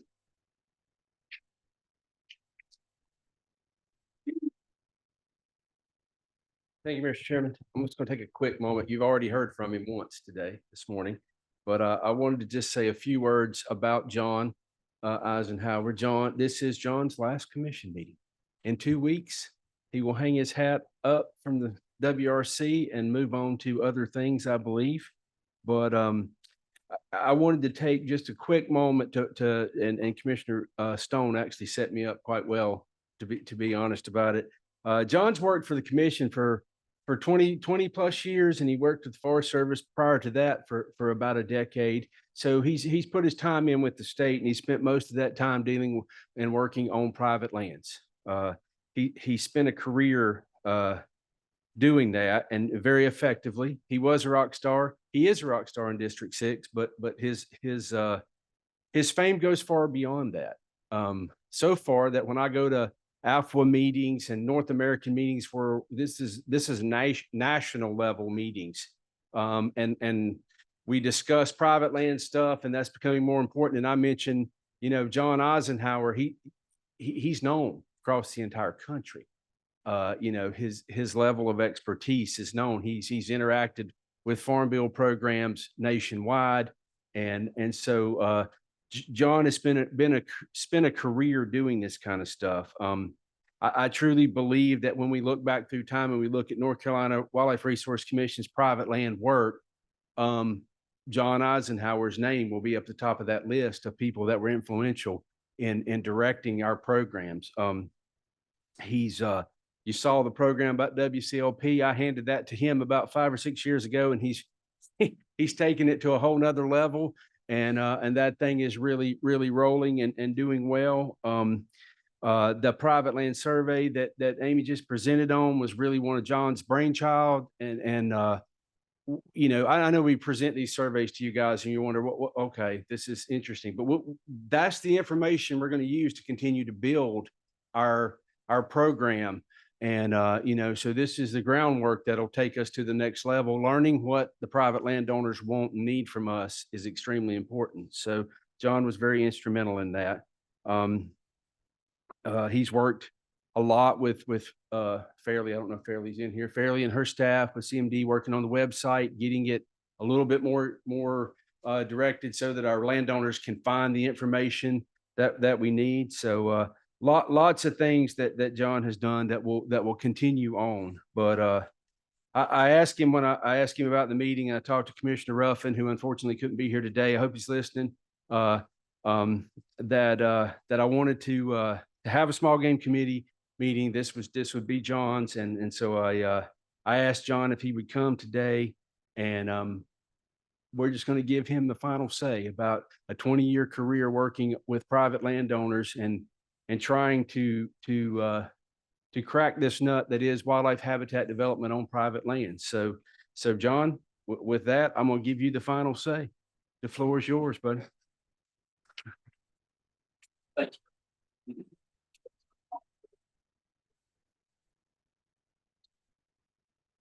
Brad Howard lied to you. Straight up. I do appreciate that. It's always been very humbling to me to work for the Wildlife Commission. And I'll touch on that as I finish up. Sorry, we're running a little behind schedule, but I do appreciate this opportunity.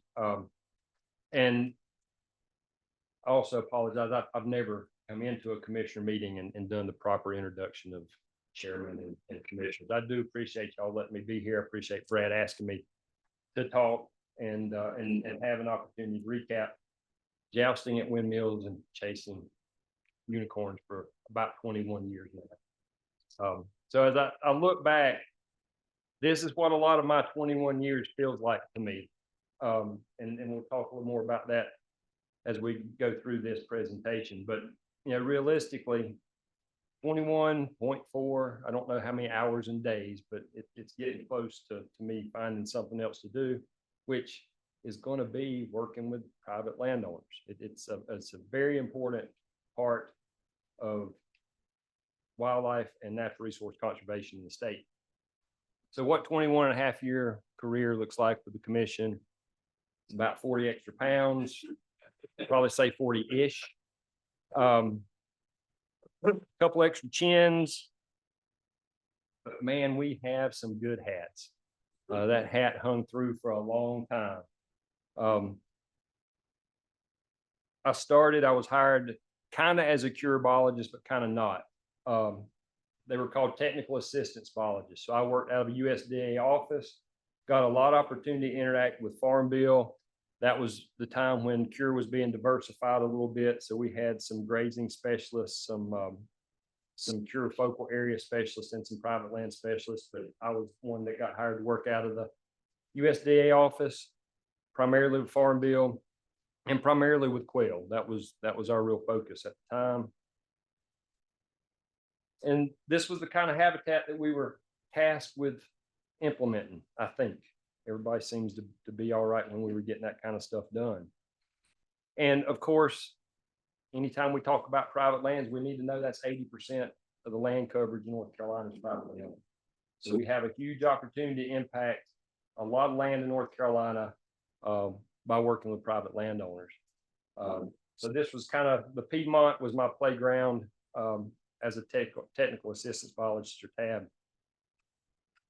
But the idea of working with private landowners is not new, and the importance of private landowner management, managing private land is not new. Way back in 1934, this is a very important quote, I think, ties things up a lot. Conservation will ultimately boil down to rewarding the private landowner who conserves the public interest. And in this room, the public interest is our wildlife resource. So Dr. Dorr, back in my college days, 30 plus years ago, always assigned one person for this far side. And the year that I was in his class, it was me. My brain is full, may I be excused. I was not a great student to say, but I did remember one and very important fact. And in wildlife management, 90% of success is based on managing people. And in this room, I know y'all never get complaints. Y'all never make decisions that get fussed at by our constituents and our customers. So y'all know more than anybody about how important managing the public and people is in being successful wildlife management. And I will slightly disagree with this statement and this figure whenever we start talking about private lands management. In my opinion, private lands is 99+%. If you can't engage with that person you're working with, they can ask you to leave. They can make you leave. And they will not work with you. So private lands is all about people management. Another Leopold quote, ultimately thrown back to individual ethics. There again, everybody's a little different. It's hard to make a man by pressure of law, money, do a thing, or money, do a thing that does not spring naturally from their own personal sense of right or wrong. So our conservation ethic, our land ethic, whatever term you want to use, it comes from in here. Everybody's a little bit different. We'll talk more about that. So back to my early work, this is what we were shooting for, but we quickly figured out that a lot of folks did not care about a quail. All right, it's hard to believe, but for one reason or another, sorry, Craig. Sometimes folks just don't care for the same thing we're trying to sell. So quickly, as a technical assistance biologist, we started figuring out how to sell management of game species such as deer, turkey, and rabbit, but even more so, non-game species. All right, I've done more work with pollinators in the last 5 years than I've done with quail, most likely. Acreage limitations, cost limitations, all those things direct us towards other species to manage for instead of quail. Again, back to the cost that Amy talked about, goes without saying that economic feasibility limits what can and can't be done on a tract of land. So a lot of folks, you start talking about managing wildlife, this is what they see. Nice little V of their money flying off to somewhere else that they're not going to be able to spend for what they want to. And especially with early succession, they're old figures, but I looked at them, I think they're still accurate. This is a tract of land I've managed or helped manage for a long time. The landowner pays about $4 an acre a year in property taxes. It's enrolled in WCLP. Otherwise, it would be about $40 an acre. For fire line burning, they're getting about $45. Herbicide, disking, mowing, about $10 an acre. Foregone income, which is often not considered when we start talking about the cost of managing land. What could this landowner get if they were managing for pine production, crop production, cattle production? At least $65 an acre, probably closer to $100 an acre a year that they are giving up in income to manage for early succession. And we really need to take that into consideration. So total a year to manage 320 acres conservatively is $39,000. Let's call it $40,000, which is a pretty substantial amount. And I know this committee especially has talked about the cost of managing quail and early succession habitat on game lands, and it's costly no matter who you are. But we've been managing this tract of land for about 20 years now. All right, so if you do some really rudimentary math without counting acquisition cost and some other things, this landowner spent about, let's call it $1 million over 20 years to manage early succession. That takes a lot of dedication. Knowing going into it that you're not going to see that financial return. And that's where the unicorns come into play. Every once in a while, we'll catch one. Somebody who doesn't necessarily care about the financial return, they're willing to put forth whatever it takes to manage their property for at-risk species, at-risk habitat types. Those are the folks that we want to hold on to. Those are the folks that if they're out there, we want to figure out how we can reach those people and bring them into the fold of managing their land to improve wildlife habitat. So this is the final part of that statement that I read earlier. Okay, an innumerable host of actions and attitudes compromise land relations. So I can look at you and I can make a snap judgment, but to really know what you're thinking, what your actions are, what your attitudes are, it takes time. All right. You can't just simply give somebody a plan, walk away and expect that they're going to follow that plan. You have to build a relationship. So relationships are critical.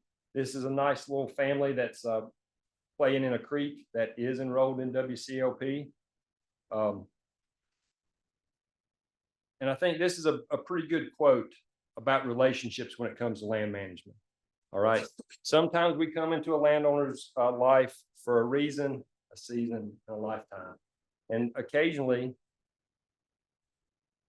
that reason will be not a good one. All right.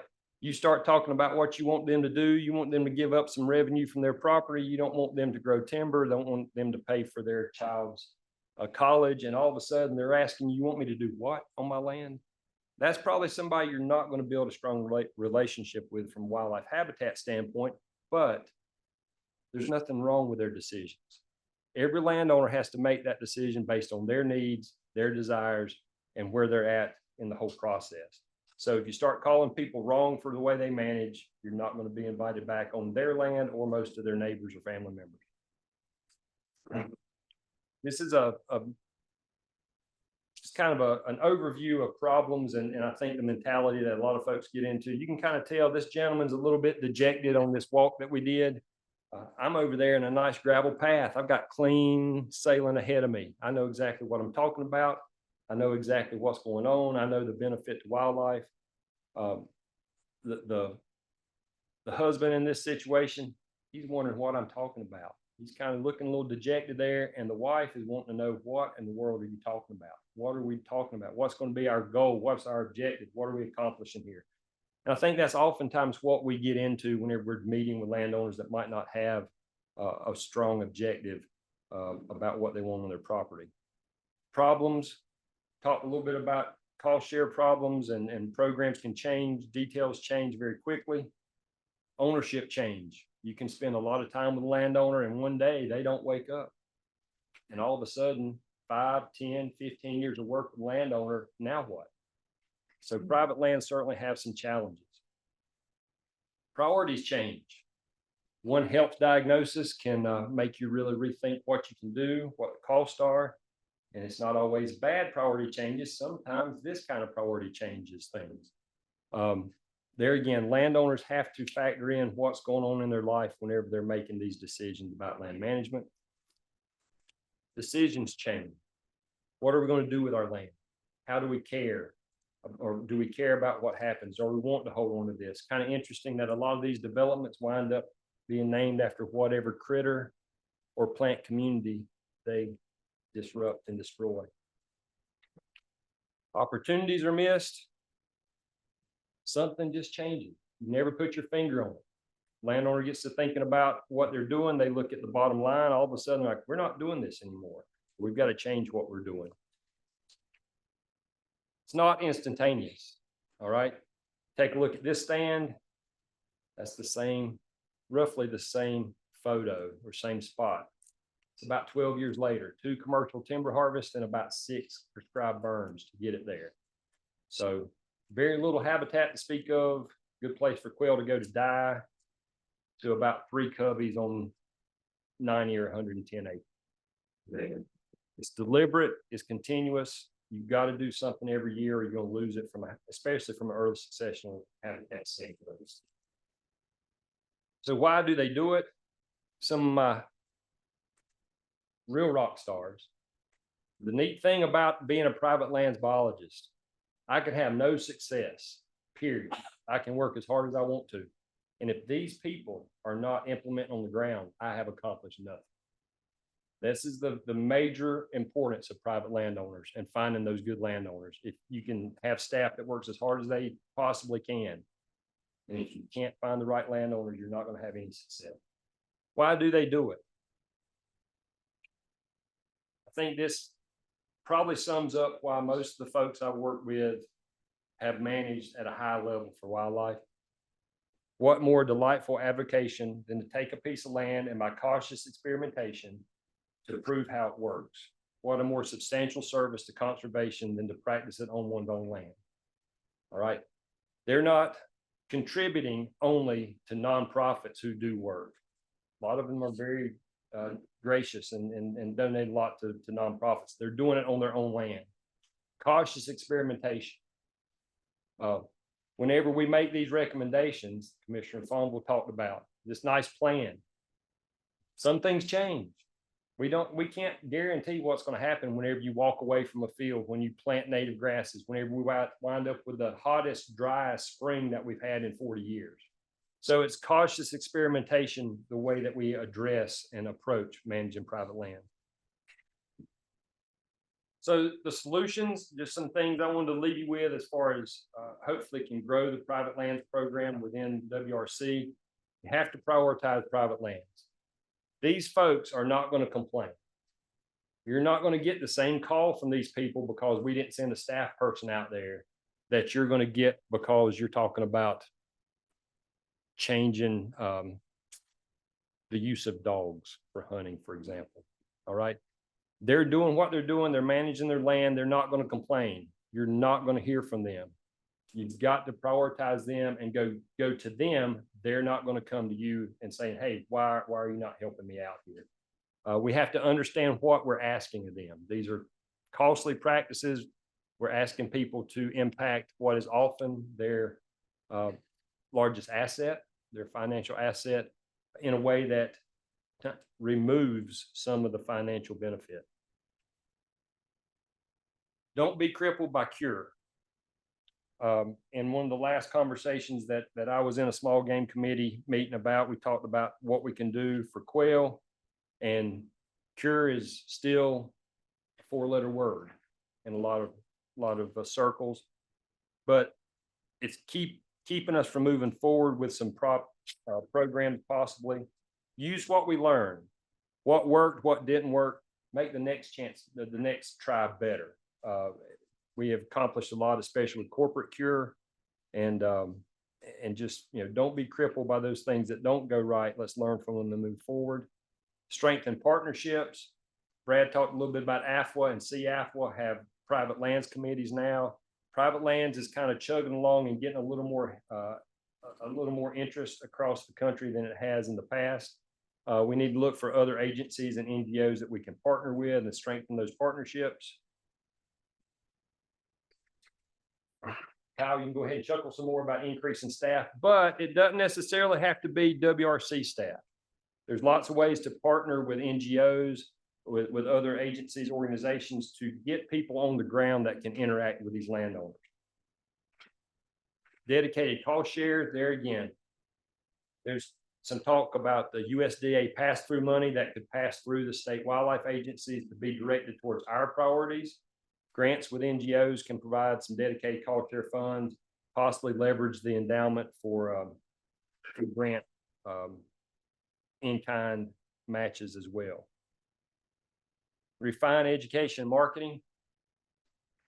This was a long time ago. You can count my chins, just like counting rings on tree rings. So are we doing the best that we can to reach these critical landowners who are willing to manage these unicorns, if you will? We need to build off the private land survey that Amy worked incredibly hard on. It was just amazing, the job that she did. She came out, she met with landowners early on. She got first person accounts of what their challenges are. And they did the focus groups from there. And she even helped burn off about a 9-acre field of native warm season grasses one day, which I think was pretty cool for everybody. Need to break the game, non-game divide a little bit. Focus on the habitat. This is a wonderful picture of a deer standing in the middle of a goldenrod field. Depending on what your perspective is, this might be really good deer forage, might be really good fawning areas, or it might be incredibly good pollinator habitat and songbird habitat. All right. Try to not worry about if it's a game species or non-game. You adapt your message to what that landowner's objective is. If they want to grow big deer, this is a great place to grow big deer. If they want to see more pollinators, this is a great place to see more pollinators. The habitat and landowners' objectives are most critical. And with that, I do want to say thank you. Maybe might be able to. Private lands ownership. I come from a family that has held on to land, tenant farmers in 1919. We bought the property in 1960. And my family has struggled to hold on to that land ever since. Land ownership is a huge responsibility from a conservation standpoint. And I have been able to go out and meet some really great private land conservationists over the last 20 years. Some have become very good friends. A season, a reason, or a lifetime. Kind of all three of these represented here. But relationships are critical. Relationships take time.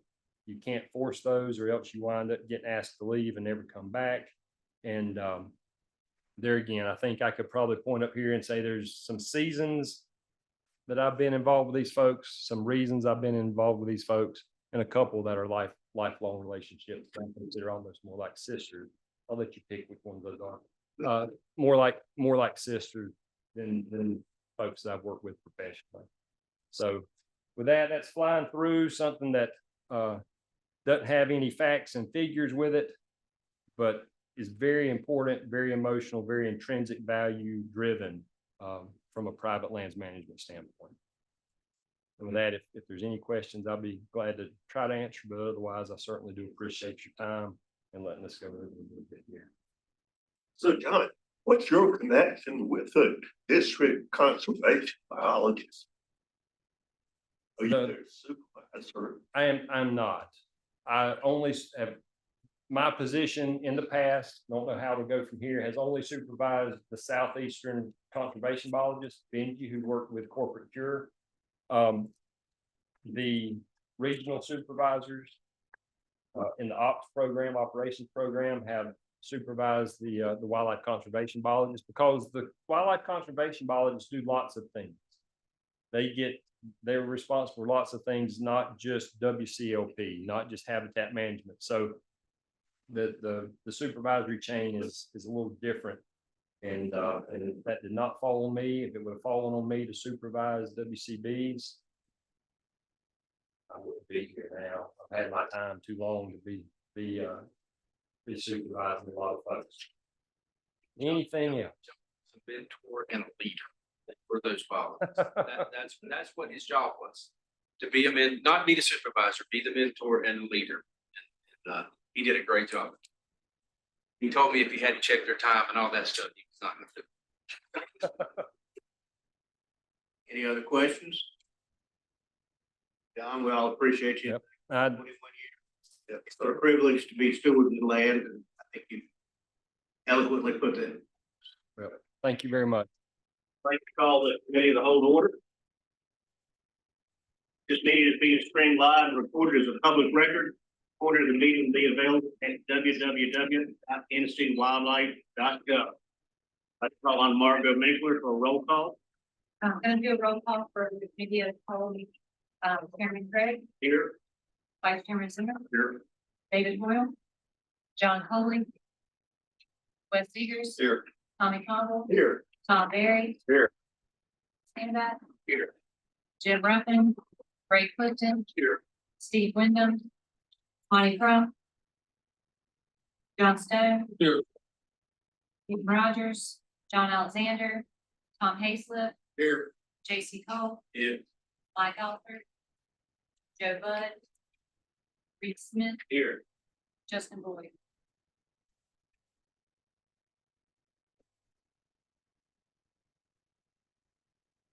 Margaret, I'd like to first call on Ben Cullen to present a phase one. Thank you, Chairman Craig. Good morning. We have one land property matter for your consideration this morning. It is the Rhodes Pond Depot relocation. It is a 5-acre property in Harnett County. This will be a relocation of the current Rhodes Pond Depot construction crew. The tax value of the property is $223,000 and the approximate asking price is $500,000. This new location is approximately 25 minutes west of the current depot. Site overview. As I mentioned, depot is currently located at Rhodes Pond. This will be moving it over a little bit west of Linden, which is just northeast of Fayetteville. And some funding considerations to take into consideration when funding was appropriated for reconstruction of the dam and the water control structure at Rhodes Pond. There was a local and a legislative interest in relocating the WRC depot that is also on site. And so acquisition of a new site and construction of a new depot are all covered, all should be covered under some remaining SCIF appropriation funding. And again, relocation and construction are intended uses of that remaining SCIF funding. So the tract is ideally located for the crew. It's got adequate road access. It's got good acreage for depot construction if we were to have to build a completely new depot on it. Also plenty of room for equipment storage. And the tract does currently have an office building. Has a large meeting room within that building, 3 office spaces, 2 classrooms, 4 restrooms and a full kitchen. It also has 6 different heat and air units for climate control, zoned climate control. And that 2,500 square foot storage building that I mentioned a little bit earlier. The office building itself is about 4,100 square feet. So staff would like to recommend phase 1 approval. This is one that we wanted to move on quickly, which is why we slipped this item in the CAL as opposed to holding off until the next LAP committee meeting. Property is on the open market. And I think there has been some interest, but has been listed on the market for quite some time now, when we want to move on fairly quickly. I'll also mention we've been working to relocate this Rhodes Pond crew for quite some time now. I think this is the 3rd site that we have considered. The other properties fell through for various reasons, site limitations, or it just sold before we were able to scoop it up. Happy to answer any questions. Any questions for Ben? I know we've been looking for this for a while. I'd like to call for a motion. So moved. So moved. Second. Eric? Any questions? Any further discussion? Roll call. All in favor? Aye. Opposed? Thank you. Thank you, sir. Next, we'd like to call on Brad Howard to present some temporary and permanent rulemaking. Thank you, Mr. Chairman. This is the temporary rule that we took public comment on. This is tomorrow. This will be an exhibit tomorrow to adopt this temporary rule. This rule is basically our movement amending and removing Sampson County from the whitetail deer rule and placing it into the CWD management area rule. And this is just as we've discussed, this is just an ongoing effort to continue to manage chronic wasting disease. We sent this out for public comment. We had three responses. 67% did not support for a variety of different reasons. And one didn't really seem to completely understand what the rule was or what was going on. One had to do with just the structure of the rulemaking process. So in any event, staff will recommend that this be adopted tomorrow. And then we have a concurrent permanent rule in the hopper that I'll just talk about in just a second. That will be an exhibit tomorrow, exhibit C1 and C2. Are there any questions about the temporary rule? Or the process? If not, with your permission, I'll just move right on into the annual rulemaking cycle. These will be exhibits tomorrow as well, exhibits D1 and D2. These are the annual rule proposals from the Wildlife Management Division. We've discussed these several times through the course of several meetings. And I'll just quickly go through those. The first one, W1, is wildlife collectors, and this is simply to clarify in rule that a person may not possess more than 4 individuals of any combination of native reptile species. So this limits them to 4 total native reptiles in their possession without a license. This is how this rule has been enforced, but the wording was a little bit ambiguous. So this will just clarify that the intent is that they can hold 4 native species, reptile species in their possession without a captivity license. Otherwise, they have to have a captivity license. W2 is the white-tailed deer urban season. This is our ongoing efforts to continue to look at ways to improve our management. This is partially a spinoff from our urban deer study and partially just an administrative correction process. Primarily, this will modify the requirements for municipalities to participate in the urban season. Fundamentally, it just lets the cities or town enroll in the program once. And unless they notify us that they want to get out of the urban archery season or the urban season, they don't have to renew every year. Currently, they have to renew every year. It's an administrative burden on the towns and the cities, and quite frankly, to some degree on the agency itself. And there's no real need for that.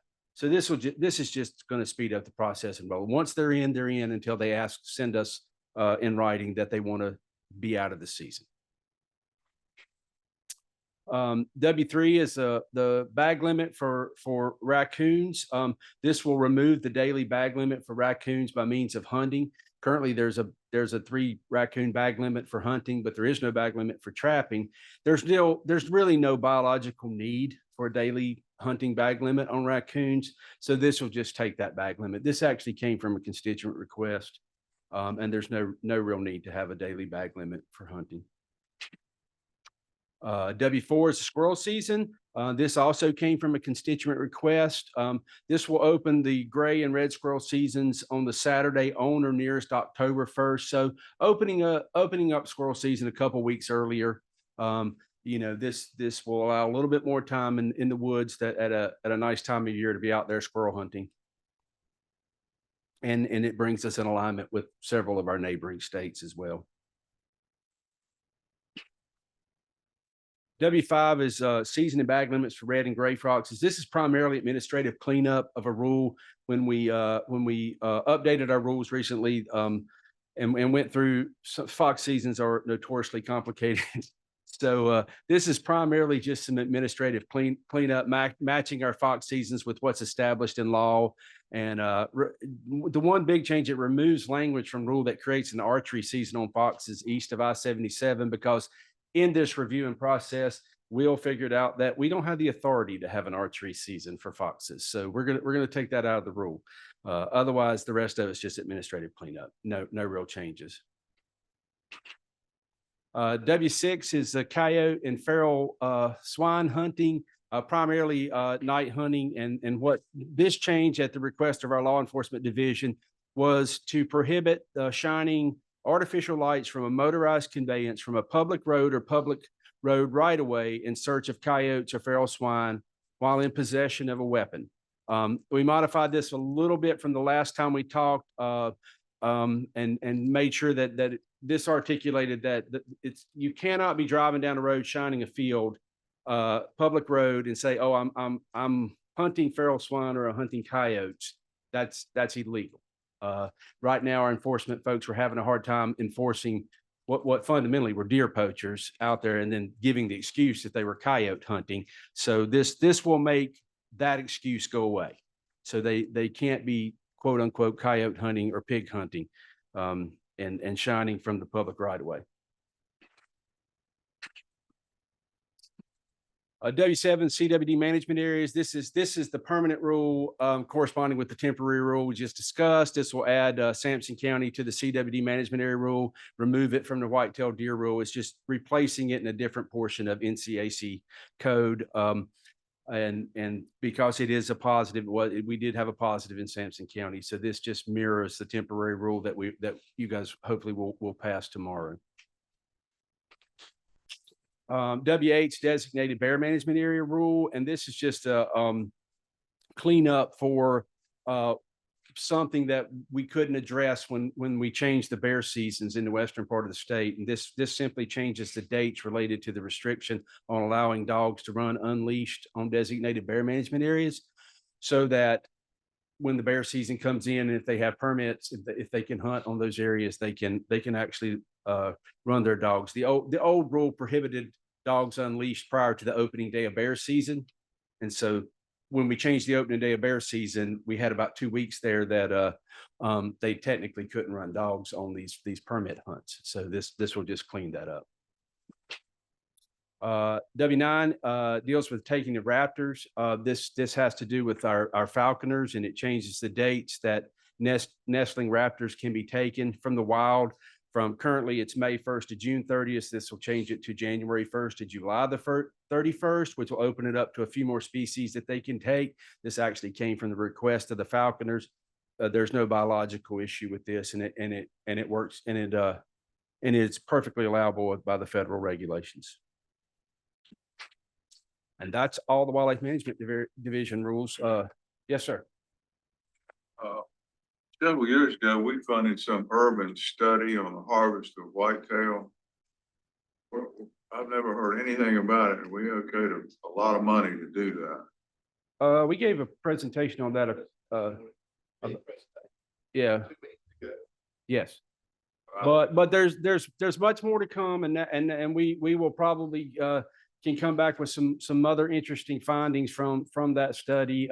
We actually still have a postdoc working on wrapping up some of the information from that. So as part of a big game committee meeting in the next, in the near future, we can come back with some other findings, susceptibility to harvest. And it's a huge study. The report's 800 and some pages long. So there's a lot of information there. Yes, sir. Yes. Well, where several of the students presented for their science communication webinar, and that presentation is also on our YouTube channel. Want to go and look at that? Yeah.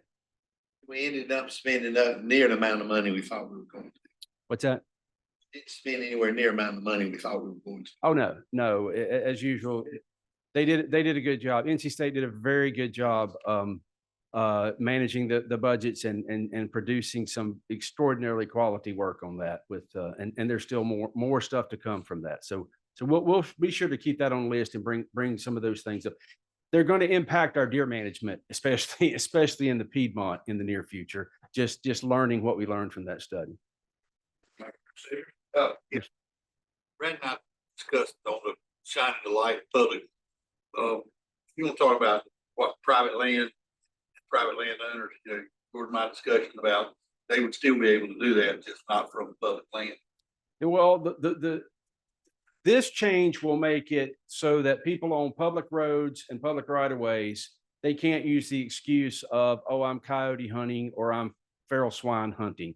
The use of lights on private lands relative to what you can and can't do, I will default to my enforcement brethren to discuss that as they can. There's some nuances on private lands and those kind of things, but you correctly pointed out that the real issue here was shining from the road, driving down the road, looking for deer to poach, and I discussed it with Colonel and the Major and their Colonel, would you like to add anything to that or? This will cover part of the problem. Yeah. This will take care of a significant part of the problem of people driving on the road, shining lights, and then, saying that they were coyote hunting. Let me just follow that with, after Brad and my discussion, this is a real gray area that there is real. I mean, I can't think of any language that clears it up. And I mean, I kind of went back and forth and almost called you 2 or 3 times. And I just said, you know, we'll just wait till we get here and talk about it. And I actually thought about it, well, in how we're gonna change the rule. Do we address private land? Well, I think if you do address private land, that just opens that kettle of worms even worse, makes it worse instead of better. So I'm completely satisfied with leaving it just like this. And quite frankly, I think the implication is gonna be somebody that's gonna read that is just gonna say, hey, you just can't shine a light period. I don't even think they'll distinguish between private land and not, even though this really does not cover private land. So, I mean, this is really kind of a strange conundrum in there, but I'm fine with leaving it just like it is, but I just want to bring it up so everybody kind of understands what we're talking about. Because there is a difference. And the key thing here is there are a significant part of the state, especially eastern part of states, where it is legal to shine a light, but not with the weapon in the vehicle. So that's the nuance with that. You can shine the fields for deer, but you can't have a gun in the truck. I'm good. Any other questions for Brad? Thank you. I'd like the next call on Coy Oakley for some annual cycle of inland fishery rules. Thank you, Mr. Chairman. Morning, everybody. This will be exhibits E1 and E2 tomorrow. You've already seen, like Brad mentioned, you've already seen these rules, but we'll go through them again in case you have further questions.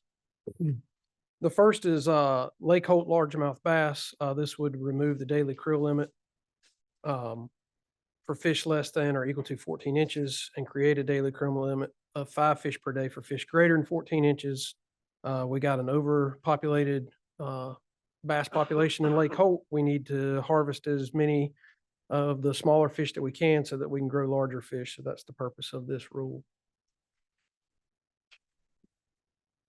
Something a little different, but very similar at Cane Creek Lake in Union County.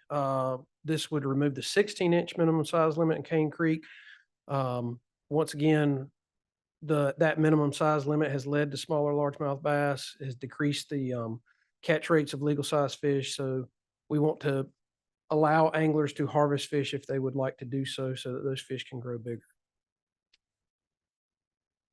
And then Noose and Tar Pamlico River striped bass. You've seen this, and we've talked about this a lot and shown maps about this. This would establish a season in the inland waters of Tar Pamlico and Noose rivers and their tributaries from April 1 to April 30th. The daily creel is 1 fish in aggregate, no fish less than 18 inches or between 22 and 27 inches. This, just a note, this proposed rule mirrors the current temporary rule that y'all passed earlier. Lake Townsend striped bass. Basically, we've stopped stocking striped bass at Lake Townsend for, if you remember the presentation you saw earlier today, striped bass in that lake, and the management there is just not working out, and it's because of water quality and high water temperatures. And so this would basically take that minimum size limit for striped bass and hybrids in Lake Townsend from 16 to 20, which is the statewide rule, but we've discontinued management of that species there. And then the next one is bluefish. Once again, y'all have seen this. This would increase the daily creel limit from 3 to 5 fish. This follows the Mid-Atlantic Fishery Management Council on a recreational harvest for bluefish. This also mirrors a current temporary rule that y'all have already passed. And then finally, sheep's head, reduce the daily creel limit from 10 to 5, increase the minimum size limit from 10 to 14. And this, once again, mirrors a current temporary rule that y'all have already put into place. So this would just put everything into permanent rule. Are there any questions for me or any of these rules? Thank you, Corey. Thank you. Next call on Darren Mowers to present annual cycle of land and water access rules. Thank you, Mr. Chairman. As was already stated, these rules will be brought forward to you tomorrow to go to the next stage. So I'll just go through these rules quickly here this morning. You've seen all these before, and if you have any questions, just let me know.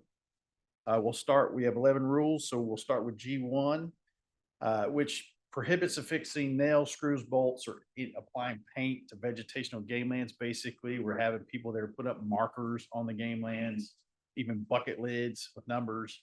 So this rule will prevent the use of those things. It will not impact putting up deer stands or putting up cameras, especially if you use lag screws or, screw and steps. It's just to prevent those other non-wanted items put up on game lands. G2. G2 is a change in our statutory reference related to being under the influence. And I'll read you, this switches from one part of the statute to another. And the basic change is that the updated reference does not require the individual to be appreciably impaired. They only must have consumed alcohol or controlled substances under that statute. So this is a change from enforcement to be able to regulate intoxication and under the influence. I have a question.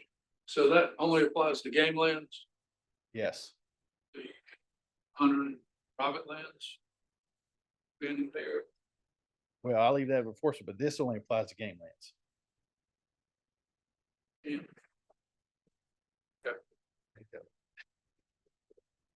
All right, G3 addresses New Light Beach, which is on Butner Falls game land. This is a little peninsula. I think in the previous meetings, we showed you a map of where this was located off New Light Church Road.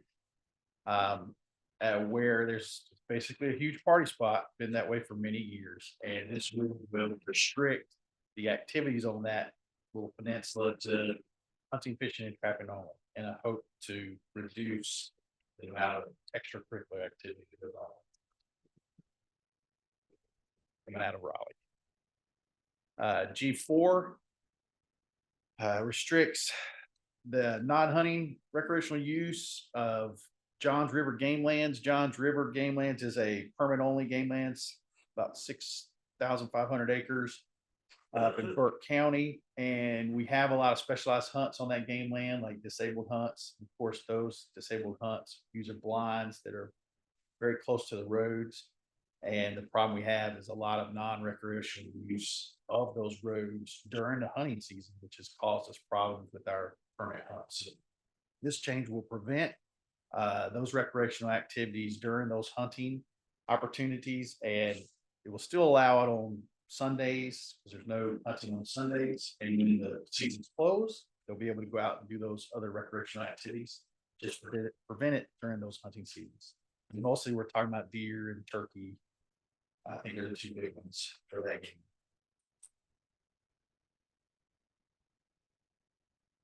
Okay.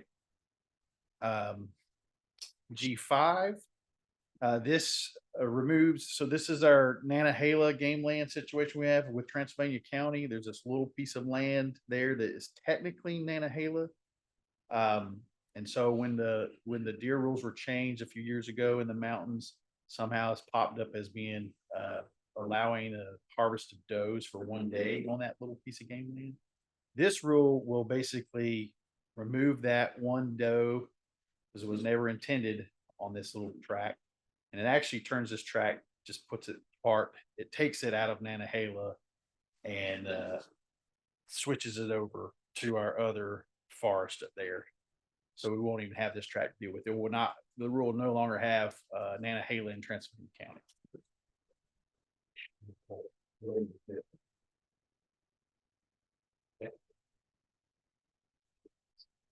G6 is prohibiting target shooting on the River Marsh, Northwest River Marsh game land. We had lots of problems with that. It's a coastal game land where it's really flat. It's been out there target shooting. And this was brought to us by a constituent that basically said it was like a war zone out there from all the target shooting. So we're going to restrict that on that particular game.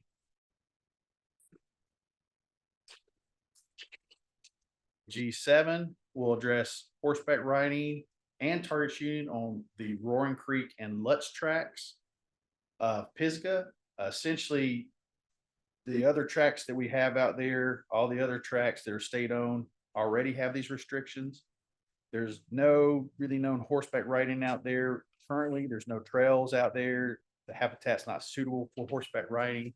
So really, this is trying to go preemptively put all of our rules together on the same, so they're being managed in the same way when addressing target shooting and horseback riding. To make them all consistent, kind of make the rules more consistent. G8, this is Tillery game land. This is going to require a point of sale permit to quail and woodcock hunt on that game land.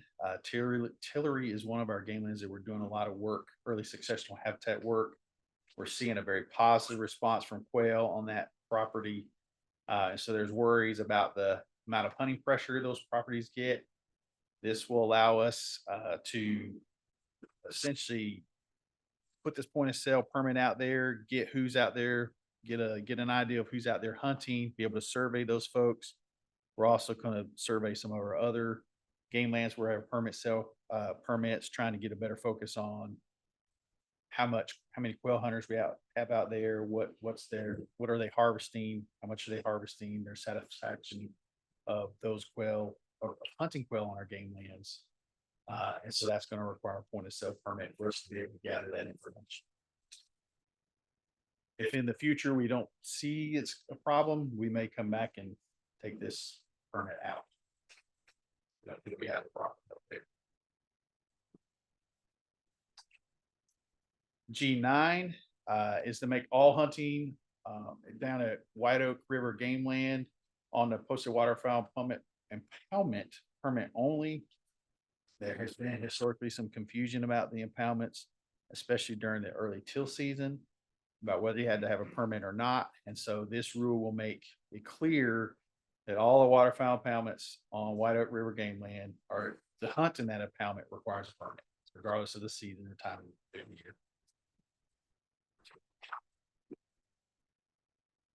G10 is a new game land, the Big Swamp Game Land, which is being established as a new game land. It's a 2,519 acre acquisition.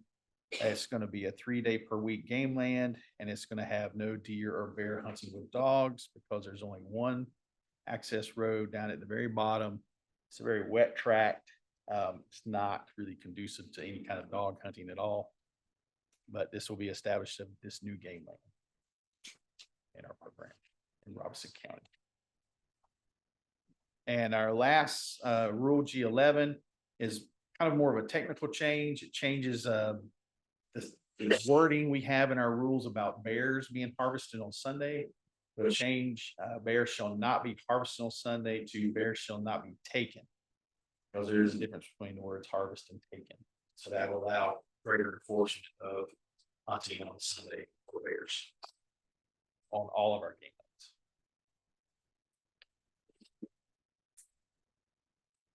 With that, I'll pass it on. Hey, let me ask a question there. I'm sorry, quick question. Where are we with shooting range? Johns River, you know, they're talking, we're gonna eliminate that. Because it's terrible need, obviously, shooting range. We hadn't talked about it in a while. I don't know. Travis is getting up here. He can talk all about shooting ranges. He's over our shooting ranges. I'll let him do. Any other questions? Thank you. I'd like to call on Travis Casper for the annual cycle of wildlife education rules.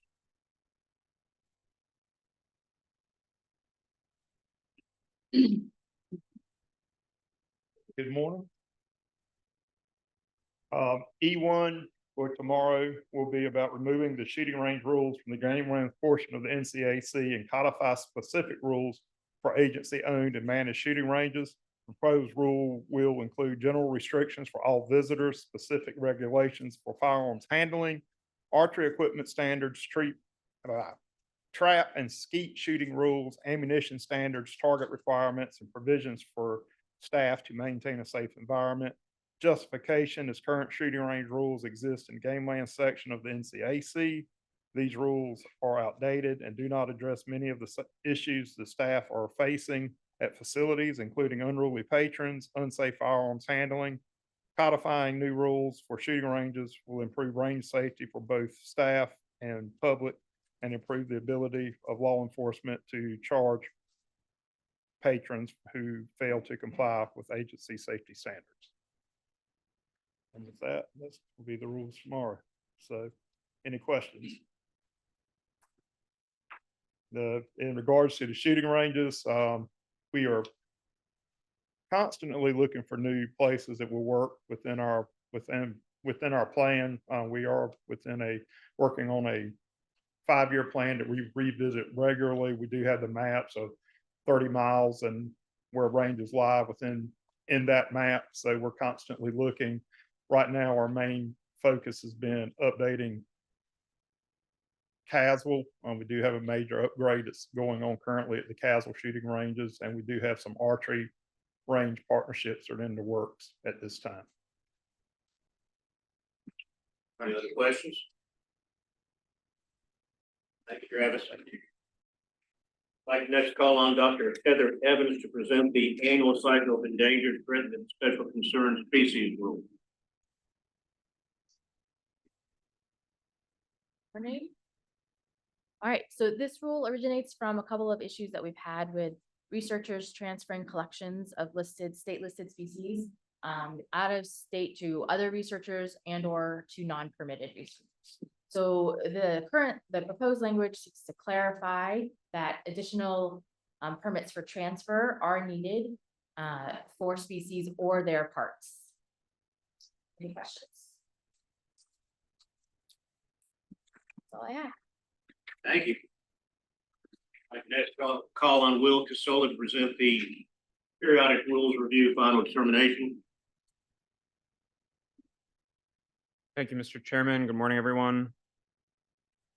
As mentioned, I'm going to be presenting our final determinations for the periodic rules review process. As a reminder, North Carolina General Statute requires that state agencies review and readopt their existing rules every 10 years. We have a total of almost 440 rules on the books, and these include everything in subchapters 10A through 10K, as well as the rules jointly adopted with the Marine Fisheries Commission in 03Q. And so we've completed the first few steps in this process. Earlier this year, staff reviewed and classified all those existing rules and gave them an initial determination of necessary. The commission then approved those initial determinations at the February meeting, if you recall. And then we opened up a 60-day comment period on those initial determinations. So after that 60-day comment period ended, we received no comments on the initial determinations, and therefore we don't have to review or respond to any of those comments today. And that brings us to where we are in the current process, which is the final determinations. Exhibit I tomorrow contains those final determination reports, and they're unchanged from those initial determinations. All the rules have been marked as necessary. Like I said, tomorrow the commission is scheduled to vote on those final determinations, and staff will be recommending approval as presented in Exhibit I. After approval, those determinations will then be submitted to the Rules Review Commission and the Joint Legislative Administrative Procedure Oversight Committee. That's a mouthful. And then lastly, we'll work with OAH to negotiate a timeline for the rule readoptions. Are there any questions on the final determinations or this process as a whole? Great, thank you. Finally, I'd like to call on Darren Barnes to present the Holly Shelter Game Lands Restoration Project.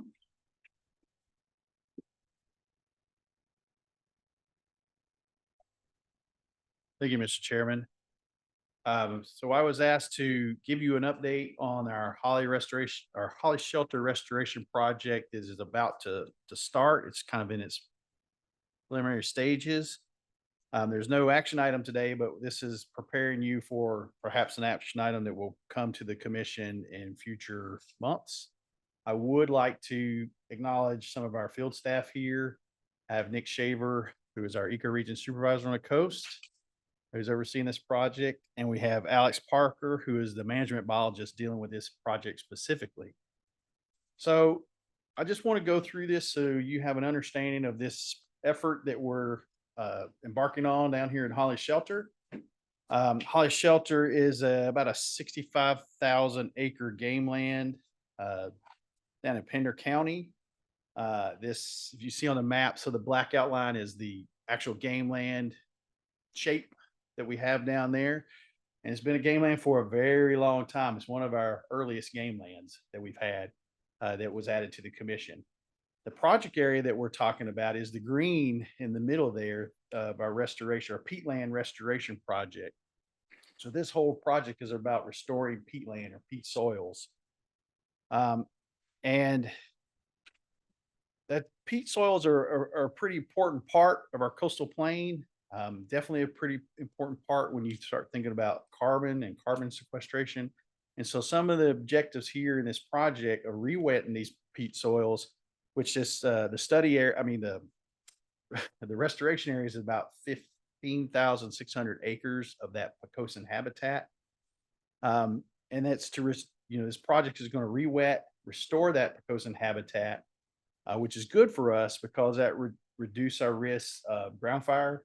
In peat soils, ground fire is a really bad thing that we don't want to have happen. And part of why we're doing this project is due to a previous ground fire, which I'll mention here in a minute. It also enhances our ability to fight potential wildfires. If the peat soil is re-wetted and we have a wildfire that occurs, it's less likely to continue to be a wildfire, at least get down in the soils. It allows us to fight that fire more effectively and put that fire out and not have it linger in those peat soils. It also increases our ability to prescribe fire. So if the soils are wet, we don't run the risk then if we're doing prescribed fire of igniting those peat soils and causing those long-term or long-lasting ground fires that we do not want to have happen. And then, like I said before, it helps us with carbon sequestration. Peat soils are one of the main ways you can sequester carbon in the Southeast, especially in North Carolina. And the Wildlife Commission has lots of peat soils and our properties and our land holdings along the coastal plain. So to kind of show you the actual project area, it's outlined in red here, and I bring your attention sort of to this spot right here, this sort of area right here. And if you notice, it looks a little more wetter than the rest, and that's because that is our scar, our fire scar. So in, I believe it was 2011, they had what they called the Juniper Road Fire. It was caused by a lightning strike that struck and ignited a lot of the Pocosin down there, and it was dry. And so what occurred was that peat soil ignited, would caught on fire, and was just sitting there smoldering and burning and just burning down through the layers. And it created a really deep depression and scar on the landscape because it just kept burning down and down and down in those peat soils. And it actually wasn't until, I believe it was a hurricane that came through, if I'm not mistaken, Irene, that came through and put down enough water to put out that actual ground fire. So this is a concern we have with any of these types of peat soils, is that if we're not managing those soils correctly and keeping the water in the soil, it doesn't mean water on top of the soil. We're talking about water in the soil, that this can be a result of any kind of fire activity, is burning down into those peat soils. So this project, the effort of this project is to restore that scar and restore those Pocosin areas around that scar and restore that peat soil and re-wet that peat soil. And if you got any questions about any of this I'm going through, please let me know. So the sort of idea here is there's a lot of infrastructure that's going to be involved. Part of that is removing the current infrastructure, the old aging infrastructure that's in there, about 8 different culverts and risers, but then installing a lot of new infrastructure.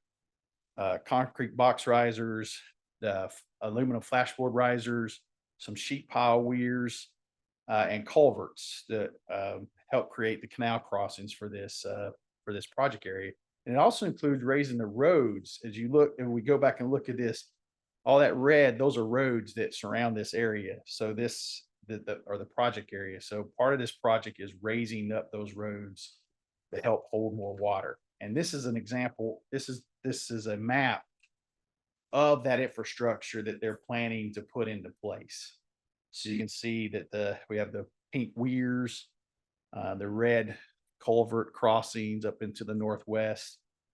You've got the aluminum risers, which are those blue marks, and two big main concrete risers, which are up in the central northern part, which is where the canal runs through. And then you have the roads, and the yellow on the roads marks the areas that need to be raised on this project area.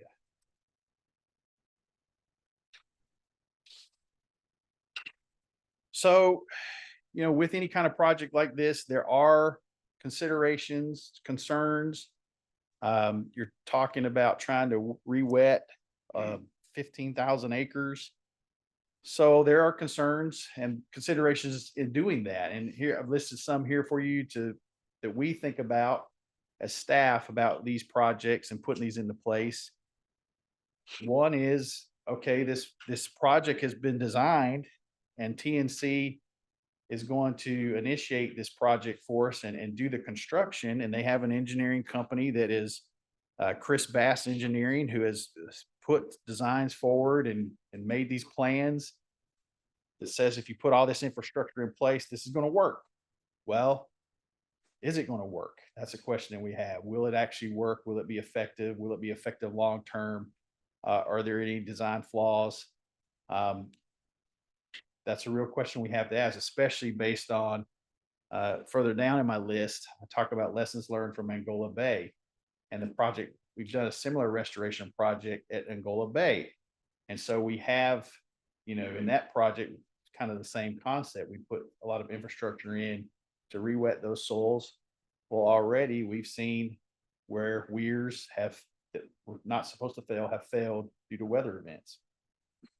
So you always have concerns about that in these kinds of projects. Is the infrastructure design that you put forth going to be effective? With that becomes a concern about long-term maintenance. So right now there's funding for this project to build all this infrastructure and to initiate this re-wetting. But what about the future? What about 5 years from now, 10 years from now? Or what about when the next hurricane comes or next water event comes and Lodge Road gets blown out or part of the infrastructure fails? We have that funding now to build those things, but what do we have in 5 years, 10 years down the road that helps us maintain or repair anything that occurs to this project in the future? And we'll talk about that more in just a second. And as I said, one concern is catastrophic failure. We know that this area gets lots of hurricanes, gets lots of storm events, and it's hard to predict what those storm events will do on the project area, will do to this kind of project or this kind of infrastructure. Now, the engineering company will give you all sorts of simulations of what that will look like and predict how 100-year weather would impact their design. But we all know that on the ground, things can happen. So even with all our best laid efforts, you can have failure, you can have malfunction and challenges you may face when looking at long-term restoration projects like this and infrastructure on the ground. Another consideration that we have as a Wildlife Commission, of course, is how does that change the vegetation in that area? The hope is that re-wetting that Pocosin will cause Pocosin to be restored where it was lost to the fire and lost to the loss of the peat soils. But also, what are the impacts of re-wetting this Pocosin over the long term as far as impacts to wildlife, aquatic species, birds, bats, those sorts of things. And so we are trying to look at that concern. So one of the things that Alex is going to be helping us with, or is currently helping us with, is surveying and monitoring those potential changes. So we already have done some vegetative surveys by Natural Heritage has helped us with those to look at what is on the landscape right now. And we are currently in the process of doing some long-term monitoring for bird and bat communities. We've put out a bunch of acoustic monitors and listening to what is out there on the landscape now. We plan to continue to do that well into the future for the life of the project, which is estimated to be about 25 years, to see how it does change or does it change, or are there any impacts to these communities. We're also going to look at aquatic communities in the area and the changes there. And we are going to use LiDAR data on sort of 5-year increments to assess this sort of structural changes of vegetation. The LiDAR will show us one thing. It will show us is the wetting, how wet the soils will be. What does the water table look like on that property or on that restoration area in the future? But also change, it'll help us look at vegetation densities and all those types of things as well. So that's currently going on and will continue to go on as we move forward in this project. So the real question for us becomes long-term funding. You know, we staff feel that this is a good project. You know, we're restoring Poquoson. We're kind of restoring it back to its natural status. You know, in the hopes that it will be more robust when it comes to fire and the possibilities of fire and the potential for fire, and allow us to do management activities like prescribed fire on this property without having concerns about, you know, igniting the peat soils.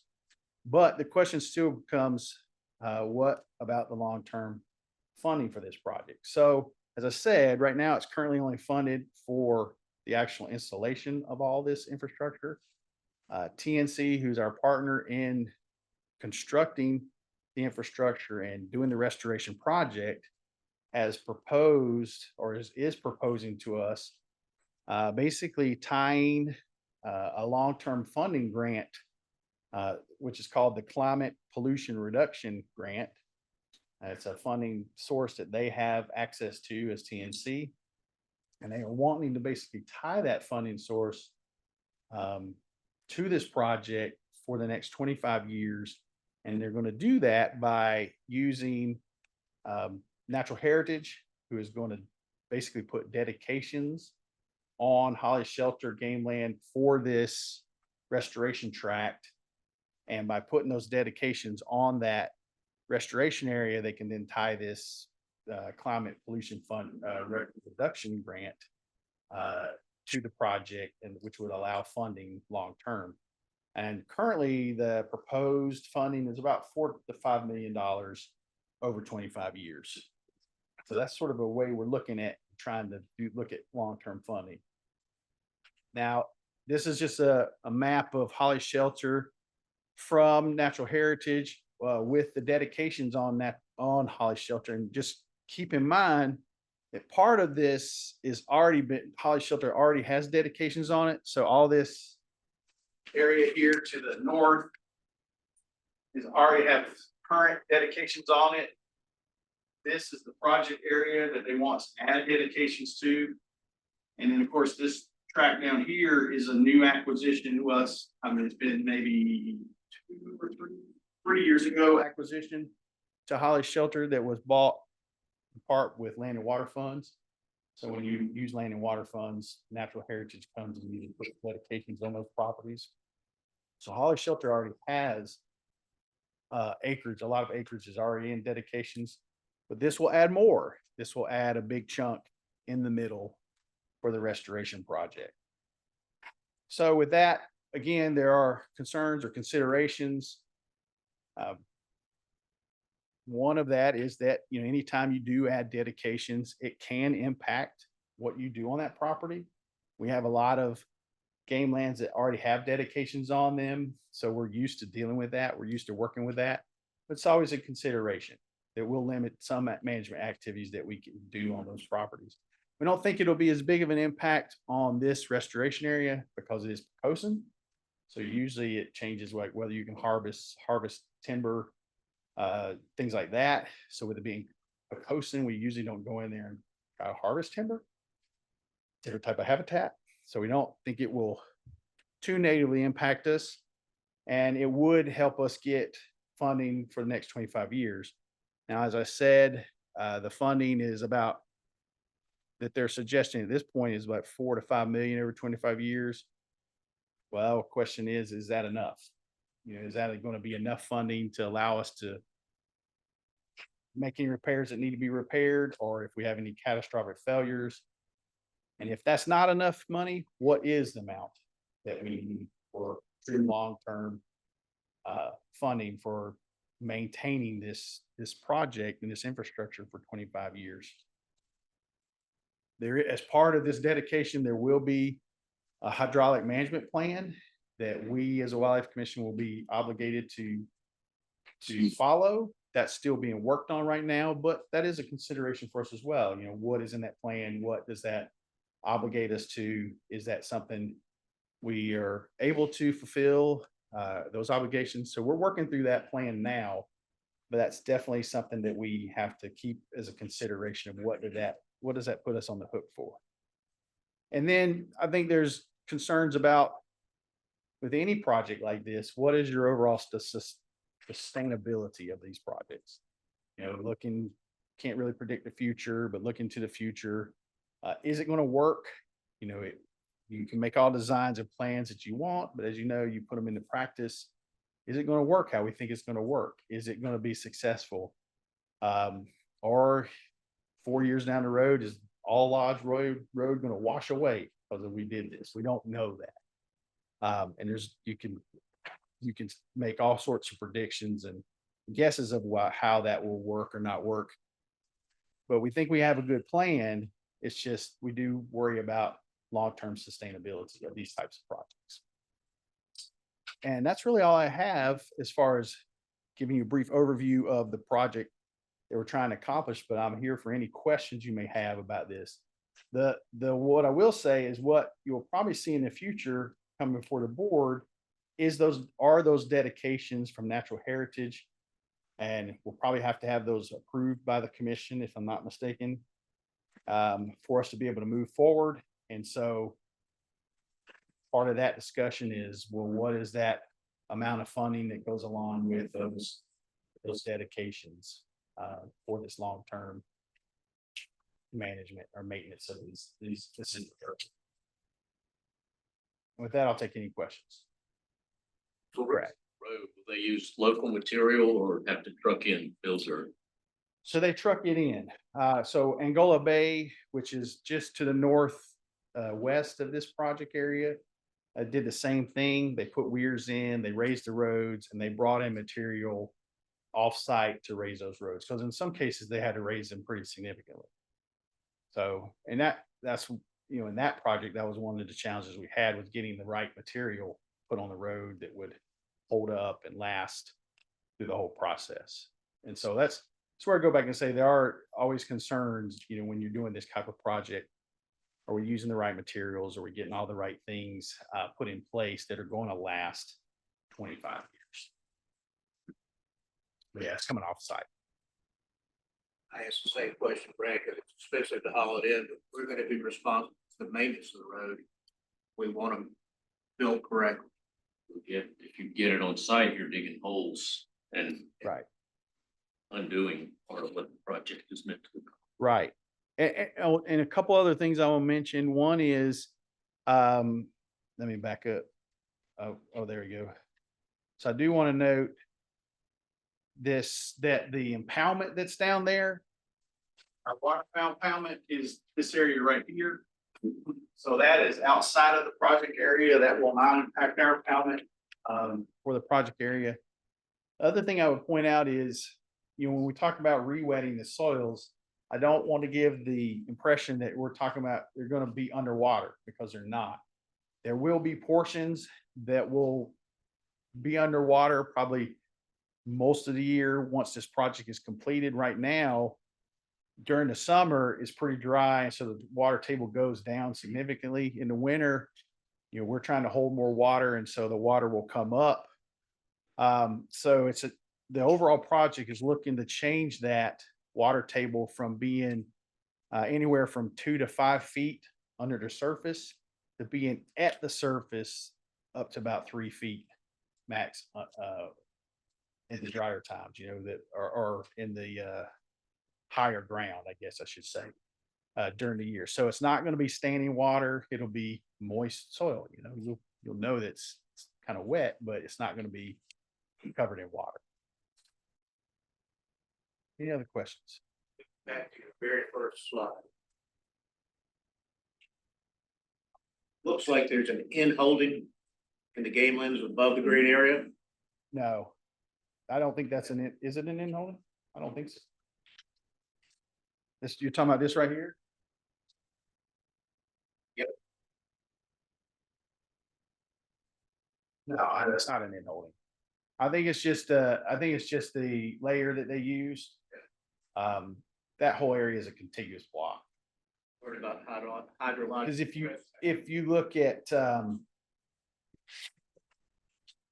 right here, see, it's dedicated.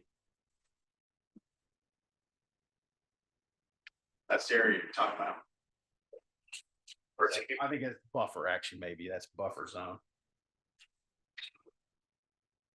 But that is part of the property. Any other questions? I know this is the first time y'all heard about this. It's a big deal. I have a question. So what's the cause? Is it global warming? Why did this happen? Well, so no, I mean, TNC is actively working on restoration projects all across the state. So Angola Bay was a peatland restoration project that they've already worked on with us. That's coming to a close. They basically have the majority of the infrastructure in place. They are trying to finish up that project. And so, and really on this map, Angola Bay is up here.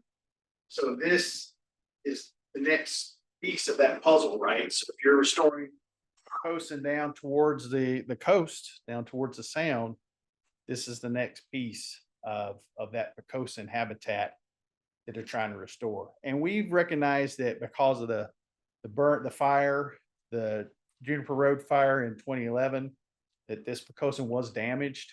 It was significantly damaged by that fire. It does have a large scar, so there was need to restore it. It's just not a project typically that we take on as a Wildlife Commission, but in this case, TNC came with money in hand and is very willing to work on a restoration project with us.